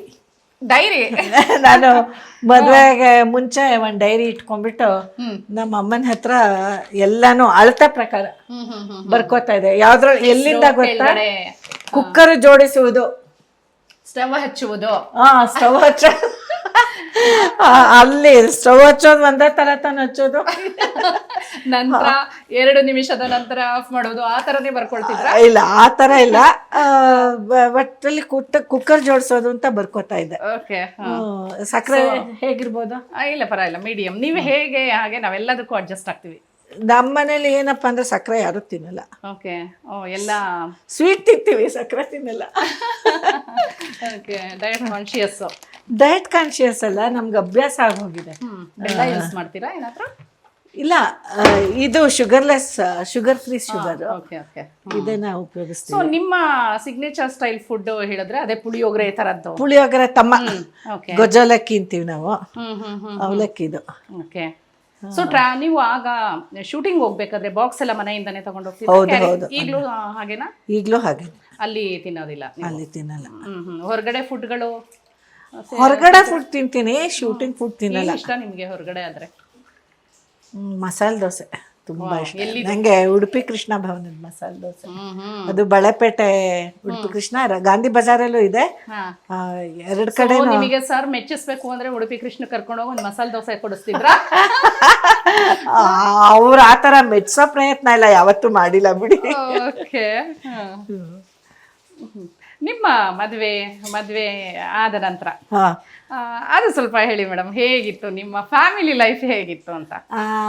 ಸರ್ ಹೇಗಿದ್ರಿ? ಅವರು ಬ್ಯಾಂಕ್ ಎಂಪ್ಲಾಯಿ ಅನ್ಸುತ್ತೆ. ನನಗೆ ಅರ್ಥ ಇರ್ಲಿಲ್ಲ. ನನ್ನ ಯಜಮಾನ್ರಿಗೆ 16 ವರ್ಷ ಇದ್ದಾಗಲೇ ತೀರ್ಕೊಂಡ್ಬಿಟ್ರಂತವ್ರು. ಸೊ ನಾನು ಅಡ್ಗೆ ಬರ್ದೇ ಇರೋದಕ್ಕೂ, ಈ ತರ ಮನೇಲಿ ಅರ್ಥ ಇಲ್ದೇ ಇರೋದಕ್ಕೂ ನನಗ್ ಬರ್ತಾ ಇದ್ದಿದ್ದು ಬಂದ್ ಹೊಸದ್ರಲ್ಲಿ ಬರೀ ಒಂದ್ ಅವಲಕ್ಕಿ ನೆನ್ಸೋದು, ಒಗ್ಗರಣೆ ಹಾಕಿ. ಇವತ್ತು ಅವಲಕ್ಕಿ, ನಾಳೆ ಅವಲಕ್ಕಿ. ಇನ್ನೊಂದು ಕಷ್ಟಪಟ್ಟು ಉಪ್ಪಿಟ್ಟು ಮಾಡ್ತಾ ಇದ್ದೆ. ಒಂದ್ ದಿನ ಬಿಟ್ಟು ದಿನ ಅವಲಕ್ಕಿ ಉಪ್ಪಿಟ್ಟು ಇಲ್ಲ, ಚಪಾತಿ ಒಂದ್ ಮಾಡ್ಬೋದಿತ್ತು. ಚಪಾತಿ ಅರಿಯಕ್ ಬರ್ತಾ ಇರ್ಲಿಲ್ಲ. ಅಯ್ಯೋ ರಾಮ, ತುಂಬಾ ಕಷ್ಟ. ಕೆಲಸ ನಿಮಗೆ ಆಗ. ಹೌದು. ಆದ್ರೆ ಆಮೇಲೆ ಬರ್ತಾ ಬರ್ತಾ ನಾನು ತುಂಬಾ ಎಕ್ಸ್ಪೆರಿಮೆಂಟ್ ಮಾಡಕ್ ಶುರು ಮಾಡಿದೆ. ನಮ್ಮನೇಲಿ ಬಗ್ಗೆ ನಿಮಗೆ ಆಸಕ್ತಿ ಜಾಸ್ತಿ ಆಯ್ತಾ? ಆಸಕ್ತಿ ತುಂಬಾನೇ ಆಯ್ತು. ನಮ್ಮನೆ ನಾನು ಮೊದ್ಲಿದ್ದು ಮದ್ವೆ ಮಾಡ್ಕೊಂಡ್ ಬಂದ ತಕ್ಷಣ ಇದ್ದಿದ್ದು ಬಳೆಪೇಟೆಲಿ, ಅದೇ ಉಡುಪಿ ಕೃಷ್ಣ ಭವನ ಇದೆಯಲ್ಲ, ಅದ್ರ ಹಿಂಭಾಗ. ಅವ್ರ ಆ ರೀತಿ ಮಾಡಿದಿರ ಹೋಟೆಲ್ ಇಂದ ತಂದು ಮನೆ ಆ ತರ ನಾನೇ ಮಾಡಿದ್ದು ಅಂತ? ಆ ತರ ಮಾಡಿಲ್ಲ, ಹೋಟೆಲ್ ಇಂದ ತಂದು ತಿಂದಿದೀವಿ, ಮೋಸ ಮಾಡಿಲ್ಲ. ಯಾಕೆಂದ್ರೆ ಆ ತರ ನಾವು ಮಾಡಕ್ ಆಗಲ್ಲ ಬಿಡಿ. ಸೊ ಟ್ರಾವೆಲ್ ಮಾಡ್ಬೇಕಾದ್ರೆ ಎಲ್ಲ ಹೊರಗಡೆ ಎಲ್ಲ ಹೋದಾಗ ಹೇಗೆ? ನಮ್ಮ ಮನೇಲಿ ನಾವು ಒಟ್ಟಿಗೆ ಟ್ರಾವೆಲ್ ಮಾಡೋದು. ನಮ್ಮ ಅಣ್ಣ ಅತ್ತಿಗೆ ಎಲ್ರು ಮಾಡೋವಾಗ ಏನ್ ಮಾಡ್ತೀವಿ ಅಂದ್ರೆ, ಆದಷ್ಟು ಮನೆಯಿಂದಾನೇ ತಗೊಂಡ್ ಹೊಟ್ಟೋಗ್ತೀವಿ. ಚಪಾತಿ ಮಾಡ್ಕೊಂಡು ಹೊಟ್ಟೋಗ್ತೀವಿ, ಗೊಜ್ಜು ಚಟ್ನಿ ಪುಡಿ ಆ ತರ. ಹೊರಗಡೆ ಕಡಿಮೆನೆ ತಿನ್ನೋದು. ಕಡಿಮೆ. ಏನ್ ಟಿಪ್ಸ್ ಕೊಡ್ತೀರಾ, ಕಿಚನ್ ಟಿಪ್ಸ್ ಲೇಡೀಸಿಗೆ? ಕಿಚನ್ ಟಿಪ್ಸ್ ಏನ್ ಕೊಡ್ಬೇಕು ಏನಂದ್ರೆ, ಇವಾಗ ಏನೇ ಒಂದು ಅಡುಗೆ ಮಾಡ್ಬೇಕಾದ್ರು ಅದಕ್ಕೆ ಏನೇನ್ ಬೇಕೋ ಅದನ್ನೆಲ್ಲ ಮೊದಲೇ ಎತ್ತಿಟ್ಕೊಳ್ಳಿ. ಹಾ. ಒಲೆ ಹಚ್ಬಿಟ್ಟು ಒಗ್ಗರಣೆಗೆ ಅಂತ ಎಣ್ಣೆ ಇಟ್ಬಿಟ್ಟು ಕಾಸ್ಬಿಟ್ಟು ಆಮೇಲೆ ತಡ್ಕಾಡ್ಬೇಡಿ. ಅಲ್ಲ ಈಗೆಲ್ಲ ಹುಡುಗಿರಿಗೆ ಈಸಿ, ಬಹಳ ಈಸಿ. ಯೂಟ್ಯೂಬ್ ನೋಡಿದ್ರಾಯ್ತು, ಮೊಬೈಲ್ ಅಲ್ಲಿ ಆನ್ ಮಾಡಿ. ಅಲ್ಲ ಯೂಟ್ಯೂಬ್ ಅಲ್ಲಿ ನೋಡಿದ್ರು ನಿಮಗೆ ಪದಾರ್ಥಗಳು ಎತ್ತಿಟ್ಕೋಬೇಕಲ್ಲ. ಹೌದು, ಅದನ್ನ ಮೊದ್ಲು ಎತ್ತಿಟ್ಕೊಳ್ಳಿ. ಇಲ್ದ ಹೋದ್ರೆ ಕಷ್ಟ. ಏನಾಗೋಗುತ್ತೆ ಅಂದ್ರೆ ಸೀದ್ ಹೋಗುತ್ತೆ. ಹೌದು. ನಿಮ್ ಮನೆಯವರು ಮಾಡ್ತಾರ ಕಿಚನ್ ಅಲ್ಲಿ ಏನಾದ್ರು? ತುಂಬಾನೇ ಹೆಲ್ಪ್ ಮಾಡ್ತಾರೆ. ತೆಂಗಿನಕಾಯಿ ತುರ್ಕೊಡೋದು ಎಲ್ಲ ಅವರೇನೆ. ಓ ಗುಡ್ ಮ್ಯಾಮ್, ನಿಮಗೆ ಈಸಿ ಆಯ್ತು. ಹೌದು ಹೌದು. ಅಲ್ಲ ಅವ್ರದ್ದು ನನ್ ಸೊಸೆದು ಎಲ್ಲ ಒಂದು ಕೋಆರ್ಡಿನೇಷನ್ ಕೋಆಪರೇಷನ್ ಹೋಗಿದ್ರೆ ನಾನೇನು ಮಾಡಕ್ ಆಗ್ತಾ ಇರ್ಲಿಲ್ಲ. ಹೌದು, ಯಾಕಂದ್ರೆ ಈಗೀಗ ನಂಗೆ ಮಾಡೋ ಅಂತ ಉತ್ಸಾಹ ಇಲ್ಲ. ಮಾಡ್ಲೇಬೇಕು, ಮಾಡ್ತೀನಿ, ಯಾಕಂದ್ರೆ ನಾ ತಗೊಂಡು ಹೋಗ್ಲೇಬೇಕಲ್ಲ ಅಡ್ಗೆಗೆ, ಶೂಟಿಂಗ್ಗೆ. ಸೊ ನಿಮ್ಮ ಸೊಸೆಯರು ಅಡ್ಗೆ ಎಲ್ಲ ಮಾಡ್ತಾರ? ನಿಮಗೆ ತುಂಬಾ ಚೆನ್ನಾಗಿ ಮಾಡ್ತಾರೆ. ಟಿಫನ್ ಬಾಕ್ಸ್ ಕಟ್ಕೊಡ್ತಾರ? ಅಯ್ಯೋ ಪಾಪ, ಅದಕ್ಕೆ ಟೈಮ್ ಇರಲ್ಲ. ಯಾಕಂದ್ರೆ ಮಗುನ ಕಳ್ಸಕ್ ಅವಳನ್ನ ರೆಡಿ ಮಾಡ್ಬೇಕು. ನೀವು ಅತ್ತೆ ಸೊಸೆ ಹೇಗಿದೆ ಬಾಂಧವ್ಯ? ಚೆನ್ನಾಗಿದೆ. ಸೊ ಅಮ್ಮ ಮಗಳ ತರ ಇರ್ತೀರಾ? ಹೇಗೆಲ್ಲ ಹರಟೆ ಹೊಡ್ಕೊಂಡು ಎಲ್ಲ ಆಕ್ಚುಲಿ ನಾನ್ ಬಾಯ್ ಬಡಕಿ, ಅವಳು ಸ್ವಲ್ಪ ಮಾತು ಕಡಿಮೆನೆ. ಅವರು ನಿಮ್ಮ ಅಲ್ಲ, ಎಲ್ಲದಕ್ಕಿಂತ ಮುಖ್ಯವಾಗಿ ಅವಳು ಮಾತಾಡಕ್ ಟೈಮ್ ಇರಲ್ಲ. ಈಗ ಬಂದ್ಲಲ್ವಾ, ಈಗ ಮತ್ ಕೂತಿದ್ದಾಳ ಅವಳು ಕೆಲ್ಸಕ್ಕೆ. ಅವ್ರದ್ದು ಅವ್ರು ಇರೋದು ಎಲ್ಲಿ, ಅವ್ರ ಆಫೀಸ್ ಇರೋದು JP ಮಾರ್ಗನ್ ವೈಟ್ ಫೀಲ್ಡ್ ಹತ್ರ. ಅಲ್ಲಿಂದ ಬರೀ ಟ್ರಾವೆಲಿಂಗೇ ಆಗ್ಬಿಡುತ್ತೆ. ಅಲ್ಲಿ ಹೋಗಿ ಬಂದ್ಮೇಲೆ ಬೆಳಗ್ಗೆ ಬೇಗ ಹೊರಡ್ಬೇಕು. ಮಗುನ್ ಸ್ಕೂಲಿಗೆ ಕಳಿಸ್ಬಿಟ್ಟು ಅವಳು ಹೊರಟ್ಬಿಡ್ತಾಳೆ 8:30ಗೆ. ಅದಾದ್ಮೇಲೆ ಇಲ್ಲಿಗೆ ಬಂದ್ ನೋಡಿ ಇವಾಗ ಮತ್ತೆ ಕೆಲಸ. ಏನ್ ಮಾಡ್ತೀರಾ ನೀವು ಅತ್ತೆ ಸೊಸೆ? ಫ್ರೀ ಟೈಮ್ ಇದ್ದಾಗ ಅವಳೇ ಅಡ್ಗೆ ಮನೆ ವಹಿಸ್ಕೊಂಡ್ಬಿಡ್ತಾಳೆ. ನನಗೇನು ಮಾಡಕ್ಕೆ ಬಿಡೋದಿಲ್ಲ. ಎಲ್ಲ ಹೊಸ ಸ್ಟೈಲ್ ಇಂದು ಎಲ್ಲ ಮಾಡ್ತಾಳಪ್ಪ ಅವಳು, ಎಲ್ಲ ಮಾಡ್ತಾಳೆ. ಕಂಟೆಂಪರರಿ ಸ್ಟೈಲ್ ಅಥವಾ ಇಟಾಲಿಯನ್ ಆಗ್ಬಹುದು, ಚೈನೀಸ್. ಇಟಾಲಿಯನ್ ಯಾರಿಗೂ ಇಷ್ಟ ಆಗಲ್ಲ. ಅವಳು ಪಾನಿಪುರಿ ಆ ಥರದ್ ಮಾಡ್ತಾಳೆ. ಚಾಟ್ಸ್ ಮಾಡ್ತಾಳೆ. ಆಮೇಲೆ ಅವಳು ತಮಾಷೆ ಅಂದ್ರೆ ಅವಳು ಫಸ್ಟ್ ಟೈಮ್ ಮಾಡಿದ್ರು ಚೆನ್ನಾಗೇ ಆಗ್ಬಿಡುತ್ತೆ. ಕೆಡೋದು ಅಂತ ಕತೆ ಅಪರೂಪ. ಪರ್ಫೆಕ್ಷನಿಸ್ಟ್. ಹೌದು. ಅದ್ ಹೇಗ್ ಮಾಡ್ತಾಳೋ ನಂಗೂ ಆಶ್ಚರ್ಯ ಇದುವರೆಗೂ. ಸೊ ಕಾಫಿ ರೆಡಿ ಆಯ್ತು, ಫಿಲ್ಟರ್ ಕಾಫಿ. ಹೊರಗಡೆ ಮಳೆ ಬರ್ತಾ ಇದೆ, ಇಲ್ಲಿ ಬಿಸಿ ಬಿಸಿ ಕಾಫಿ. ಸಕ್ಕರೆ ಸಾಕ ನೋಡ್ಬೇಕು. ಬನ್ನಿ. ನಿಮಗೆ ನಾನ್ ಕಾಫಿ ಕುಡಿಯಲ್ಲ. So sweet of you ma'am. ಯಾಕೆ ಸ್ವೀಟ್? ಯಾಕಂದ್ರೆ ನೀವು ಕಾಫಿ ಕುಡಿಯಲ್ಲ ಅಂದ್ರಿ, ಬಟ್ ನಮ್ಗಳಿಗೆ ನೀವು ಕಾಫಿ ಮಾಡ್ಕೊಟ್ಟು ಅದ್ ಮನೇಲಿ ಅಭ್ಯಾಸ ಆಗೋಗಿದೆ. ತಗೊಳ್ಳಿ. Thank you. ಸರಿಯಾಗಿದ್ಯಾ ನೋಡಿ, ಇಲ್ದ್ರೆ ಡಿಕಾಕ್ಷನ್ ಹಾಕ್ಬೇಕಾ? ಇಲ್ಲ ಸಾಕು ಮ್ಯಾಮ್, ಮೈಲ್ಡ್ ಆಗಿದ್ರೆ ಸಾಕು. Thank you very much. ಎಲ್ಲ ಸರಿಯಾಗಿದ್ಯಾ ನೋಡಿ. ನಿಮ್ ಚಿಕ್ಕಮಂಗ್ಳೂರದು ಫಿಲ್ಟರ್ ಕಾಫಿ ಬಹಳಷ್ಟು ದಿನದ ನಂತರ ಕುಡ್ದೆ. ಸೂಪರ್. ಚಿಕ್ಕಮಂಗ್ಳೂರವ್ರು ಮೆಚ್ಚೋದ್ ಬಹಳ ಕಷ್ಟ ಕಾಫಿ. ಹೌದು. ಕಾಫಿ ಕಥೆ ಹೇಳ್ತೀನಿ ಕೇಳಿ. ಕೂತ್ಕೊಳ್ಳಿ. ಕೂತ್ಕೊಳ್ಳೋಣ ಇಲ್ಲ? ಕೂತ್ಕೊಳ್ಳಿ. ನಮ್ಮನೇಲಿ ಕಾಫಿ ಹೇಗ್ ಮಾಡ್ತಿದ್ರು, ಮಡಿಕೇರಿ ಇಲ್ಲಿ ಹುಟ್ಟಿದ್ನಲ್ಲ, ಅಲ್ಲಿಂದಾನು ಅಭ್ಯಾಸ. ನಾನ್ ಕಾಫಿ ಕುಡಿಯೋದಿಲ್ಲ ಬಿಡಿ. ನಮ್ಮ ಮನೇಲೇ ಮನೆಗಾಗೋಷ್ಟು ಕಾಫಿ ಬೆಳಿತಾ ಇದ್ರು.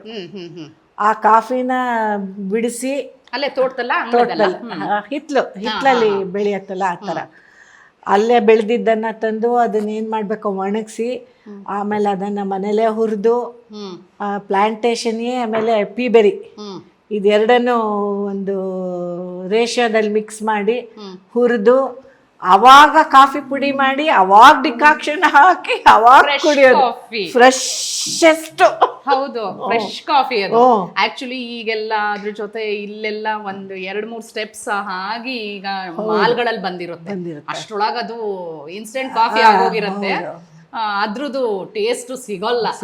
ಖಂಡಿತ ಸಿಗಲ್ಲ. ನಮ್ಮನೇಲಿ ನಮ್ಮಮ್ಮ ಮಾಡೋ ಕಾಫಿ ತುಂಬಾ ಫೇಮಸ್. ಎಲ್ಲರೂ, ನಮ್ಮಮ್ಮನ ಹೆಸರು ಕಮಲಾ ಅಂತ, ತಂದೆ ಹೆಸರು ಕೇಶವಾಚಾರಿ ಅಂತ. ಕೇಶವಣ್ಣನ ಮನೆಗೆ ಹೋದ್ರೆ ಕಮಲತ್ತ ಚೆನ್ನಾಗಿ ಕಾಫಿ ಮಾಡ್ಕೊಡ್ತಾರೆ. ಕಮಲಾ ಕಾಫಿ. ಸೊ ಮಡಿಕೇರಿ ಅವರಾಗಿ ಯಾಕೆ ನೀವು ಕಾಫಿ ಇಷ್ಟಪಡ್ಲಿಲ್ಲ? ಅದಕ್ಕೊಂದು ಕಥೆ ಇದೆ. ದೊಡ್ಡದಾಗತ್ತೆ ಅಂತಂದ್ರೆ ಹೇಳಲ್ಲ. ಓಕೆ, ಬ್ರೀಫ್ ಆಗಿ ಹೇಳಿ, ಪರವಾಗಿಲ್ಲ. ಬ್ರೀಫ್ ಆಗಿ ಹೇಳಿ. ಕಾಫಿ ಕುಡಿತಾ ಇದ್ದೆ ನಾನು, ತುಂಬಾನೇ ಇಷ್ಟ ಆಯ್ತು. ಅದೇನಾಗ ಹೋಯ್ತು, ನಮ್ಮನೇಲಿ ಸುಭಾಷತಿ ಎಲ್ಲೆಲ್ಲ ಇರೋದೋ ಸಂದರ್ಭದಲ್ಲಿ ಹೇಳಿದ್ದೀನಿ ಕತೆನ. ಕತೆ ಅಂದ್ರೆ ಕತೆ ಅಲ್ಲ, ನಡೆದಿದ್ದು. ಅದೇನಾಗೋಯ್ತು, ನಮ್ಮ ಮನೇಲಿ ಬರೀ ತುಂಬಾ ಹಾಲು ಒಂಚೂರು ಡಿಕಾಕ್ಷನ್ ಹಾಕಿ ಕೊಡ್ತಾ ಇದ್ರು. ನಮ್ಮ ಮನೇಲಿ ಚಿಕ್ಕ ಮಕ್ಕಳು ಕಾಫಿ ಕೊಡ್ತಾ ಇರಲಿಲ್ಲ, ಕುಡಿಬಾರ್ದು ಅಂತ. ಜಾಸ್ತಿ ಹಾಲು ಜಾಸ್ತಿ, ನಾವು ಅದನ್ನ ಹಾಫಿ ಅಂತಿದ್ವಿ. ಅದೇ ಅಷ್ಟು ಚೆನ್ನಾಗಿರ್ತಿತ್ತು. ಮಿಲ್ಕ್ ಶೇಕ್ ಅಂತಾರೆ. ಓ ಹೌದಾ, ಓಕೆ ಓಕೆ. ನಾವು ಕಾಫಿ ಮಿಲ್ಕ್ ಶೇಕ್. ಆಗಿನ್ನು ಅದೆಲ್ಲ ಶೇಕ್ ಆಗಿ ಕೈಲ ಏನೋ ಗೊತ್ತಿರ್ಲಿಲ್ವಲ್ಲ, ಅದು ಆ ಥರದ್ದು ಕುಡಿತಾ ಇದ್ದೆ. ಆಮೇಲೆ ಎಲ್ಲಾದ್ರೂ ಹೋದ್ರೆ ಒಂದ್ ಸ್ವಲ್ಪ ಬಾಲ ಬಿಚ್ತಾ ಇದ್ದೆ, ದೊಡ್ಡವ್ರ ಜೊತೆ ನಾನು ಕುಡಿದು ಬಿಡೋಣ ಅಂತ. ಅದೇನಾಯ್ತು, ಒಂದ್ಸತಿ ನಮ್ಮ ಫ್ರೆಂಡ್ ಮನೆಗೆ ಹೋಗಿದ್ವಿ. ಅವರು ನಮ್ಮ ಮನೇಲಿ ಯಾವ ಥರ ಕಾಫಿ ಮಾಡ್ತಾರೆ ಅಂತ ಗೊತ್ತಿತ್ತು, ಹೇಳಿದ್ನಲ್ಲ, ಅಲ್ಲೇ ನಾವೇ ಹುರಿದು ನಾವೇ ಪುಡಿ ಮಾಡಿ ಅದೊಂಥರ ಹೀಗೆ ತಿರುಗಿಸೋಂಥದ್ದಿತ್ತು. ಅದೊಂದು ಮೆಷಿನ್ ಇದೆ ಚಿಕ್ಕದ್ ಬರತ್ತಲ್ಲ, ಅದು ಹುರಿಯಕ್ಕೆ, ಕಾಫಿ ಬೀಜ ಹುರಿಯಕ್ಕೆ. ಕಾಫಿ ಬೀಜ ಹುರಿದಾದ್ಮೇಲೆ ಪುಡಿ ಮಾಡೋಕ್ಕೂ ಹ್ಯಾಂಡ್ ಮಿಷನ್ ಒಂದು, ಹೀಗೆ ಅನ್ಸಿದ್ರೆ ಅಲ್ಲಿ ಕೆಳಗಡೆ ಪುಡಿ ಬೀಳುತ್ತೆ. ಇದೊಂಥರ ಈ ಕೋನ್ ಶೇಪ್ ಗಿರಣಿ ಥರ ಇರುತ್ತೆ, ಒಂದು ಮಿನಿಯೇಚರ್ ಗಿರಣಿ. ಆ ಥರ ನಮ್ಮನೇಲಿ ಮಾಡೋದು ಅಂತ ಅವ್ರಿಗೆ ಗೊತ್ತಿತ್ತು. ಸರಿ, ನಮ್ಮನೇಲೂ ಅಂಥದ್ದೇ ಕಾಫಿ ಮಾಡ್ತೀವಮ್ಮ ಅಂತ ಹೇಳಿಬಿಟ್ಟು ಹೇಳಿದರು. ನಾನು ನಮ್ಮಮ್ಮನ ಮುಖ ನೋಡಿದೆ, ಕುಡಿಲ್ಲ ಅಂತ. ಕುಡಿ, ಏನು ಮಾಡೋದು ಅಂತ ಹೇಳ್ಬಿಟ್ಟು ಎದುರಿಗೆ ಕೇಳ್ಬಿಟ್ಟಿದ್ನಲ್ಲ, ಇನ್ನೇನು ಮಾಡೋಕ್ಕಾಗುತ್ತೋ, ಅವರು ಬೇಡ ಅನ್ನೋಕ್ಕಾಗುತ್ತಾ ಹೋದವ್ರ ಮನೇಲಿ. ಹ್ಞೂ ಅಂತಂದರು. ಸರಿ, ನಾನೇನು ಭಾರಿ ಉತ್ಸಾಹದಿಂದ ನಾನೇ ಪುಡಿ ಮಾಡ್ಕೊಡ್ತೀನಿ, ಒಳ್ಳೆ ಜಾಣ ಹುಡುಗಿ ಅಂತ ಅನ್ನಿಸ್ಕೋಬೇಕಲ್ಲ. ಆಗ ನಂಗೆ ಎಷ್ಟು, ಒಂದು 13 ವರ್ಷ ಇರ್ಬೋದು. ಜಂಬ ಹೊಡೆಸ್ಕೊಳ್ಳೋಣ, ಸ್ವಲ್ಪ ಇವ್ರ ಹತ್ರ ಹೊಗಳಿಸ್ಕೊಳ್ಳೋಣ ಅಂತ ಹೇಳ್ಬಿಟ್ಟು ನಾನೇ ಪುಡಿ ಮಾಡ್ತೀನಿ ಹೋದೆ. ಪುಡಿ ಮಾಡಿದೆ, ಅವ್ರು ಹಾಕಿದ್ರು, ಕಾಫಿ ತಂದು ಕೊಟ್ಟರು, ಜೊತೆಗೆ ಖಾರ ಶೇವಿನೂ ತಂದು ಕೊಟ್ಟರು. ಸರಿ, ಎಲ್ಲ ಆಯಿತು. ನಾನು ಒಂದು ಚೂರು ಹಿಂಗೆ ಖಾರ ಶೇವ ಹಾಕ್ಕೊಂಡು, ನನಗೆ ಅದೇನು ಅಂದರೆ ಜೊತೆಲೇ ತಿನ್ನಬೇಕು. ಇದೊಂದು ಚೂರು ಅದೊಂದು ಗುಟ್ಕು, ಇದೊಂದು ಚೂರು ಇದೊಂದು ಗುಟ್ಕು. ಇನ್ನೂ ಅದನ್ನು ಲಾಸ್ಟ್ ಖಾರ ಶೇವೆ ಬಾಯಲ್ಲಿದೆ, ಇದನ್ನು ಹಾಕ್ಕೊಂಡೆ, ಕಾಫಿನ ಬಾಯಿಗೆ ಇಟ್ಕೊಂಡೆ, ಓಡೆ ಅವ್ರ ಮನೆ ಹಿತ್ಲಿಗೆ ಹೋಗ್ಬಿಟ್ಟೆ, ಎಲ್ಲ ಉಗಿದ್ಬಿಟ್ಟೆ. ಕಷಾಯ ಹೇಳ್ತೀನಿ ಕೇಳಿ. ಅದಾದಮೇಲೆ ಎಲ್ಲರೂ ನನ್ನ ಹಿಂದೆ ಓಡಿ ಬಂದರು. ಏನಾಯ್ತೆ ಅಂತಂದರು. ಏನೂ ಇಲ್ಲ ಅಂತಂದೆ ನಾನು. ನಂಗೆ ಭಯ ಆಯಿತು ಹೇಳೋಕ್ಕೆ. ಆಮೇಲೆ ಏನೋ ಈ ಹುಡುಗಿ ಅಂತ ನಮ್ಮಮ್ಮ ಬೈಕೊಂಡು ಬಂದರು. ಏನಾಯ್ತು ಇವಳು ಯಾಕೆ ಹೀಗೆ ಎಲ್ಲ ಉಗಿದ್ಬಿಟ್ಲು ಅಂತ ಮನೆಯವ್ರ ಪಾಪ ಏನಾಗಿದೆ ಕಾಫಿಗೆ ಅಂತ ಬಾಗಿ ಇಟ್ಬಿಟ್ಟು, ಅಯ್ಯೋ ಯಾರು ಕಾಫಿ ಕುಡ್ಬಿಡಿ, ಜಿರ್ಲೆ ವಾಸನೆ ಅಂತ. ಜಿರ್ಲೆ ಕಾಫಿ ಕುಡ್ದಿದ್ದೀರಾ ನೀವು? ಹೋ, ಅವತ್ತು ಬಿಟ್ಟಿದ್ ಕಾಫಿ ಇವತ್ತಿನವರೆಗೂ ನಾ ಕುಡ್ದಿಲ್ಲ. ನಂಗೆ ಆ ಕಾಫಿ ಮಾಡಿದ ಲೋಟದಲ್ಲಿ ಬೇರೆ ಏನೇ ಕೊಟ್ರು ಇಷ್ಟ ಆಗಲ್ಲ, ಆ ಥರ. ಸೊ ನೀವು ಕಾಫಿ ಬಿಟ್ಟಿದ್ದಕ್ಕೆ ಇದೇ ಒಂದು ದೊಡ್ಡ ರೀಸನ್. ಓಕೆ, ಅದಕ್ಕೆ ನಾನು ಕೇಳಿದ್ದು ಮಡಿಕೇರಿಯವರಾಗಿ ಕಾಫಿ ಹೆಂಗ್ ಬಿಟ್ರಿ ಅಂತ. ಇಲ್ಲ, ನಮ್ಮ ಮನೇಲಿ ಕಾಫಿ ಅಂತೂ ಗಳಿಗೊಂದ್ಸತಿ ಕಾಫಿ, ಅದು ಇಷ್ಟಿಷ್ಟ ಔನ್ಸ್ ಅಂತ ಹೇಳೋರು. ಮಡಿಕೇರಿ ಚಿಕ್ಕಮಗಳೂರು ಕಡೆ ಎಲ್ಲ ಇಲ್ಲಿ ಹೇಗ್ ಜ್ಯೂಸ್ ಕುಡಿತಾರೆ, ಟೀ ಕುಡಿತಾರೆ, ಅದೇ ರೀತಿ ಕಾಫಿ ಕುಡಿತಾರೆ. ಮಾರ್ನಿಂಗ್ ಅಥವಾ ಆಫ್ಟರ್ನೂನ್ ಆಗ್ಬೋದು, ಈವ್ನಿಂಗ್ ಆಗ್ಬೋದು, ದಿನಕ್ಕೆ 4 ಸರಿ. ಊಟ ಆದ ತಕ್ಷಣ, ಊಟಕ್ಕೆ ಮುಂಚೆ ಇಷ್ಟಿಷ್ಟೇ ಇರುತ್ತೆ. ಬಟ್ ಆಲ್ರೆಡಿ ಅಲ್ಲೇ ಫ್ರೆಶ್ ಸಿಗುತ್ತೆ, ಹಾಗಾಗಿ ಅದು ರೂಢಿ ಆಗ್ಬಿಟ್ಟಿದೆ. ಆಗೆಲ್ಲ ಇಂಡಿಯನ್ ಕಾಫಿ ಬೋರ್ಡ್ ಅಲ್ಲಿ ಒಂಥರ ಫಿಲ್ಟರ್ ಸಿಕ್ತಿತ್ತು, ಈ ತರ ಹಿಡಿಕೆ ಇರೋದು. ಆಮೇಲೆ ಒಂಥರ ಅದ್ರ ಶೇಪೇ ಚೆನ್ನಾಗಿರ್ತಿತ್ತು, ಹೀಗೆ ಒಂಥರ ಕೆಟಲ್ ತರದ್ದು. ಅದ್ರೊಳಗೆ ಹಾಕ್ಬಿಟ್ರಂತೂ ಎಷ್ಟು ಚೆನ್ನಾಗಿ ಕಾಫಿ ಇಳಿತಿತ್ತು ಅಂದ್ರೆ, ಅದ್ರ ಕಡೆ ಅಂಶದವರೆಗೂ ಕಾಫಿ ಇಳಿತಾ ಇತ್ತು. ಈಗ ಆ ಥರದ್ದು ಸಿಗುತ್ತೋ ಇಲ್ವೋ ಗೊತ್ತಿಲ್ಲ ನಮಗೆ. ಇಲ್ಲ, ಕಾಫಿ ಮ್ಯೂಸಿಯಂಗಳಲ್ಲಿ ಅದನ್ನೆಲ್ಲ ಇಟ್ಟಿದ್ದಾರೆ. ಬಟ್ ಈಗ ಸ್ವಲ್ಪ ಮಾಡರ್ನೈಸ್ ಆಗಿ ಬೇರೆ ಬೇರೆ ಇದ್ರಲ್ಲಿ ಸಿಗ್ತಿದೆ. ನಿಮ್ಮ ಕಾಫಿ ಕತೆ ಚೆನ್ನಾಗಿತ್ತು, ಜಿರ್ಲೆ ಕಾಫಿ. ನೆನೆಸ್ಕೊಂಡ್ರೆ ನಂಗೆ ಈಗಲೂ ಅನ್ಸ್ಬಿಡುತ್ತೆ, ಅಷ್ಟು ಇದು. Okay, coffee soup. ಸೊ ನಿಮ್ಮ ಸಿಗ್ನೇಚರ್ ಸ್ಟೈಲ್ ಅದ್ರ ಹೆಸರು ಹೇಳಿ ಮ್ಯಾಮ್. ಗೊಜ್ಜೋಲಕ್ಕಿ, ಅದು ಸೂಪರ್ ಆಗಿತ್ತು. ಸೊ ಮನೆಯ ಇನ್ನ ಬೇರೆ ಬೇರೆ ಯಾವ್ಯಾವ ಭಾಗಗಳನ್ನು ತೋರಿಸ್ತೀರಾ? ತುಂಬಾ ಏನ್ ಭಯಂಕರವಾಗಿ ಏನಿಲ್ಲ. ಇದು ನಮ್ಮ ಮಲಗೋ ಕೋಣೆ. ಇದು ಯಾಕಂದ್ರೆ ನಮಗ್ ಮಾಡಿ ಹತ್ತಿ ಇಳಿದು ಮಾಡಕ್ಕಾಗಲ್ವಲ್ಲ. ಗ್ರೌಂಡ್ ಫ್ಲೋರ್ ಅಲ್ಲೇ. Best actually, easy. ಹೌದು, ವಯಸ್ಸಾಗ್ತಾ ಮಾಡಿ ಹತ್ತಿ ಇಳಿದು ಮಾಡೋದು ಕಷ್ಟ ಅಲ್ಲ, ಅದಕ್ಕೆ. ಸೊ ಮ್ಯಾಮ್ ರೂಮ್ ಇದು. So first floor. First floor. ಫೋಟೋಸ್ಗಳೆಲ್ಲ ಮಕ್ಕಳದ? ಇದು ಒಬ್ರು ಯಾರೋ ಕೊಟ್ಟಿದ್ ನನ್ಗೆ. ಇದ್ಮೇಲೆ ಹೋಗ್ತಾ ನೋಡಿ, ಇದು ನನ್ನ ಮೊಮ್ಮಗಳು. ಅವಳಿಗೆ 9-10 ತಿಂಗಳು ಆಗಿದ್ದಾಗ ತೆಗ್ದಿದ್ದು, ಗೋಕುಲಾಷ್ಟಮಿ ಟೈಮಲ್ಲಿ. ನಮಗೆ ಗೋಕುಲಾಷ್ಟಮಿ ತುಂಬಾ ಗ್ರ್ಯಾಂಡ್ ಅಲ್ಲ? ಇದು ಅಷ್ಟೇ, ನನ್ನ ಸೊಸೆ ಮಾಡಿರೋದು ಮಂಡಲ ಆರ್ಟ್. ಇದಾ? ಹಾಂ, ಆ್ಯಕ್ಚುಲಿ ಪೂರ್ತಿ ಮನೆ ಡೆಕೋರೇಷನ್ ಎಲ್ಲ ಅವಳದೇನೆ. Okay okay. ಇದು ಓಪನ್ ಟು ಸ್ಕೈ. ಇದು ಪೂಜಾ ರೂಮಿಂದು ಪೂಜಾ ರೂಮ್. ಟಾಪ್ ಹೌದು ಹೌದು. ಡಿಸೈನಾ? ಏನು ಬೆಳಕು ಬರಬೇಕು ಅಂತನಾ, ಇದು ದೇವ್ರ ಜಾಗ ತುಳಿಬಾರ್ದು ಅಂತ ಅದು ಒಂದು ಹೌದು, ದೇವ್ರ ಮೇಲೆ ಓಡಾಡಬಾರ್ದಲ್ವಾ, ಅದಕ್ಕೋಸ್ಕರ ಇದು ಇಷ್ಟಕ್ಕೆ. ಇಷ್ಟು ಸ್ಪೇಸ್ ನೀವು ಈ ದೇವ್ರ ಕೋಣೆಗೋಸ್ಕರ ಬಿಟ್ಟಿದ್ದೀರಾ. ಬೆಳಕು ಬರಬೇಕು. 2 in 1. ಒಂದು ಬೆಳಕು ಬರುತ್ತೆ, ಇನ್ನೊಂದು ದೇವ್ರ ಮನೆ ಮೇಲೆ ಓಡಾಡಬಾರ್ದು ಅಂತ. ಸಾಮಾನ್ಯ ಎಲ್ರ ಮನೇಲೂ ಹಾಗೆ ಇರುತ್ತಲ್ವ, ಮಾಡಿದ್ರೆ ಇವಾಗ ಏನಾದ್ರು ಡೂಪ್ಲೆಕ್ಸ್ ಹೌಸ್ ಇದ್ರೆ ದೇವ್ರ ಮನೆ ಮೇಲ್ಗಡೆ ಓಡಾಡತ್ತ. ಈ ರೀತಿ ಜಾಗ ಬಿಡೋದು ನೋಡಿದ್ವಿ. ಹಾ, ಅದೇ ಆ ತರ ಇತ್ತು. ಇದು ತುಂಬಾ ಸ್ಪೇಷಿಯಸ್ ಆಗಿದೆ. ಇದು ಯಾವ? ಇದು ನನ್ನ ಮೊಮ್ಮಗಳ ಆಡಂಬಲ ನೋಡಿ ಅಲ್ಲೇ. ಓ, ಇವರಿಲ್ಲೇ ಕೂತಿದ್ದಾರೆ. ಓ, ನಮಸ್ತೆ ಸರ್. ಇದು ನೋಡಿ ಎಲ್ಲ ನನ್ನ ಸೊಸೆ ಮಾಡಿರೋದು, ಇದೆಲ್ಲ ಆರ್ಟ್. ಓಕೆ. ಎಲ್ಲ ಅವರೇ ಫ್ರೀ ಟೈಮಲ್ಲಿ ಇದ್ದಾಗೆಲ್ಲ? ಹೌದು, ಕರೋನಾ ಟೈಮಲ್ಲಿ ಸ್ವಲ್ಪ ಜಾಸ್ತಿ ಟೈಮ್ ಟ್ರಾವೆಲಿಂಗ್ ಟೈಮ್ ಇಡ್ತಾ ಇತ್ತಲ್ಲ, ಆ ಟೈಮಲ್ಲಿ ಓಕೆ ಮಾಡ್ತಾ ಇದ್ದಿದ್ದು. ಸೊ ಈ ಸ್ಪೇಸ್ ಏನಕ್ಕಂತ ನೀವು ಬಿಟ್ಟಿದ್ರಿ ಆ್ಯಕ್ಚುಲಿ? ಹೀಗೆ ಜನ ಬಂದ್ರೆ ಕೂತ್ಕೊಳ್ಳೋದು ಚೆನ್ನಾಗಿರುತ್ತೆ ಅಂತ. ಸರ್ ಪರಿಚಯ? ಇವ್ರು ನಮ್ಮ ಯಜಮಾನ್ರು ನರಸಿಂಹಮೂರ್ತಿ ಅಂತ. ಸರ್ ನಮಸ್ತೆ. ಅವರು ಸಿಂಡಿಕೇಟ್ ಬ್ಯಾಂಕಲ್ಲಿ ಆಫೀಸರ್ ಆಗಿ ರಿಟೈರ್ ಆದರು. ಓಕೆ. ಸೊ ಈಗ ನಿವೃತ್ತಿ ಜೀವನ. ನಿವೃತ್ತಿ ಬ್ಯಾಂಕ್ ಕೆಲಸದಿಂದ ಮನೇಲಿ ಬೇಕಾದಷ್ಟು ವೃತ್ತಿ ಮಾಡ್ತಾರೆ. ಯಾವ ತರ? ಮನೆಗೆ ನನ್ ಕೆಲಸ ಮಾಡ್ಕೊಡ್ತಾರೆ. ತುಂಬಾ ಹೆಲ್ಪ್ ಮಾಡ್ತೀರಾ ಅನ್ಸತ್ತೆ. ತೆಂಗಿನಕಾಯಿ ತುರಿಯೋದು, ತರಕಾರಿ ಹೆಚ್ಚಿಕೊಡೋದು, ತರಕಾರಿ ತರೋದು, ತೊಳೆಯೋದು ಎಲ್ಲ ಮಾಡ್ತಾರೆ. Wow, good. ಈಗಿನ ಜನರೇಷನ್ ಅವರು ಇದೇ ರೀತಿ ಎಲ್ಲರೂ ಹೆಲ್ಪ್ ಮಾಡ್ಬಿಟ್ರೆ. ಇಲ್ಲಿ ರಿಟೈರ್ಮೆಂಟ್ ಇನ್ನೂ ಇಲ್ಲ, ಕೊಟ್ಟಿದ್ದಾರೆ ಮೇಡಮ್. ಆಗ್ಲಿ, ಇದೇ ರೀತಿ ಈ ಜನರೇಷನ್ ಹುಡುಗರು ಅವರ ಅಲ್ವಾ ವೈಫ್ ಗಳಿಗೆ ಹೆಲ್ಪ್ ಮಾಡಿದ್ರೆ ಮಾಡ್ಲೇಬೇಕು. ಯಾಕಂದ್ರೆ ಇಬ್ಬಿಬ್ರು ಕೆಲ್ಸಕ್ಕೆ ಹೋಗೋವಾಗ ಗಂಡ್ಸಾಯ ಮಾಡ್ಬೇಕು ಹೆಂಗಸಾಯ ಮಾಡ್ಬೇಕು ಅನ್ನೋ ಕತೆ ಇಲ್ಲ. ಎಲ್ರಿಗೂ ಸಹಾಯ ಮಾಡ್ಲೇಬೇಕು. ಇವಾಗ ನನ್ನ ಸೊಸೆ ಕೆಲ್ಸಕ್ಕೆ ಹೋಗ್ತಾಳೆ ಅಂತಂದ್ರೆ ಅವಳು ಏನಾದ್ರು ಮಾಡ್ಬೇಕಾದ್ರೆ ನನ್ನ ಮಗ ಮಾಡ್ಲೇಬೇಕು. ಇಲ್ದ ಹೋದ್ರೆ ಆಗೋದಿಲ್ಲ. ಅದು ಒಬ್ರೆ ಎಷ್ಟ್ ಮಾಡಕ್ಕಾಗತ್ತೆ, ಆ ಕಾಲ ಹೋಯ್ತು. ಈ ಸೈಡ್ ಎಲ್ಲ 50-50 ಹಂಚ್ಕೊಂಡಿದ್ದೀರಾ ಸರ್. ಅವರ ಆಕ್ಟಿಂಗ್ ಫೀಲ್ಡ್ ಅಲ್ಲಿ ಅವರು ಅಷ್ಟು ಬ್ಯುಸಿ ಆಗಿರೋ ಕಾರಣ ನೀವ್ ಅನ್ಬೋದು ಅಲ್ವಾ? ಯಾಕಂದ್ರೆ ಸಪೋರ್ಟ್ ಮಾಡ್ತಾ ಇದ್ರಿ, ಅವರು ಆಗ್ಲೇ ಹೇಳಿದ್ರು ಅದನ್ನ. ಅದು ನಿಜ. ಯಾವ ರೀತಿ ಸಪೋರ್ಟ್ ಮಾಡ್ತಾ ಇದ್ರಿ? ಯಾವ ರೀತಿ ಅಂದರೆ, ಆಕೆಗೆ ಆ ಫೀಲ್ಡಲ್ಲಿ ಹೋಗೋದಕ್ಕೆ ಅದಕ್ಕೆಲ್ಲ ಆಕೆನೇ ಎಲ್ಲ ತಯಾರಿ ಮಾಡ್ಕೊಳ್ತಿದ್ಲು, ಎಲ್ಲ ಮಾಡ್ತಿದ್ರು.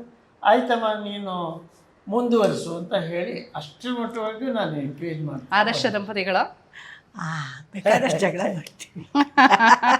ಅಲ್ಲ, ಏನಪ್ಪ ಅಂತಂದರೆ ಈಗ ತುಂಬ ಜನದ ಮನೆಗಳಲ್ಲಿ ಊಟದ ವಿಷಯದಲ್ಲಿ ಗಂಡಸರು ನಮ್ಗೆ ಅದೇ ಬೇಕು, ಇದೇ ಆಗಬೇಕು, ಫ್ರಿಡ್ಜಲ್ಲಿರೋದು ತಿನ್ನಲ್ಲ, ಬೆಳಗ್ಗೆಗೊಂದು, ರಾತ್ರಿಗೊಂದು, ಮಧ್ಯಾಹ್ನಕ್ಕೊಂದು ಅಂತೆಲ್ಲ ರೆಸ್ಟ್ರಿಕ್ಷನ್ಸ್ ಹಾಕ್ತಾರೆ.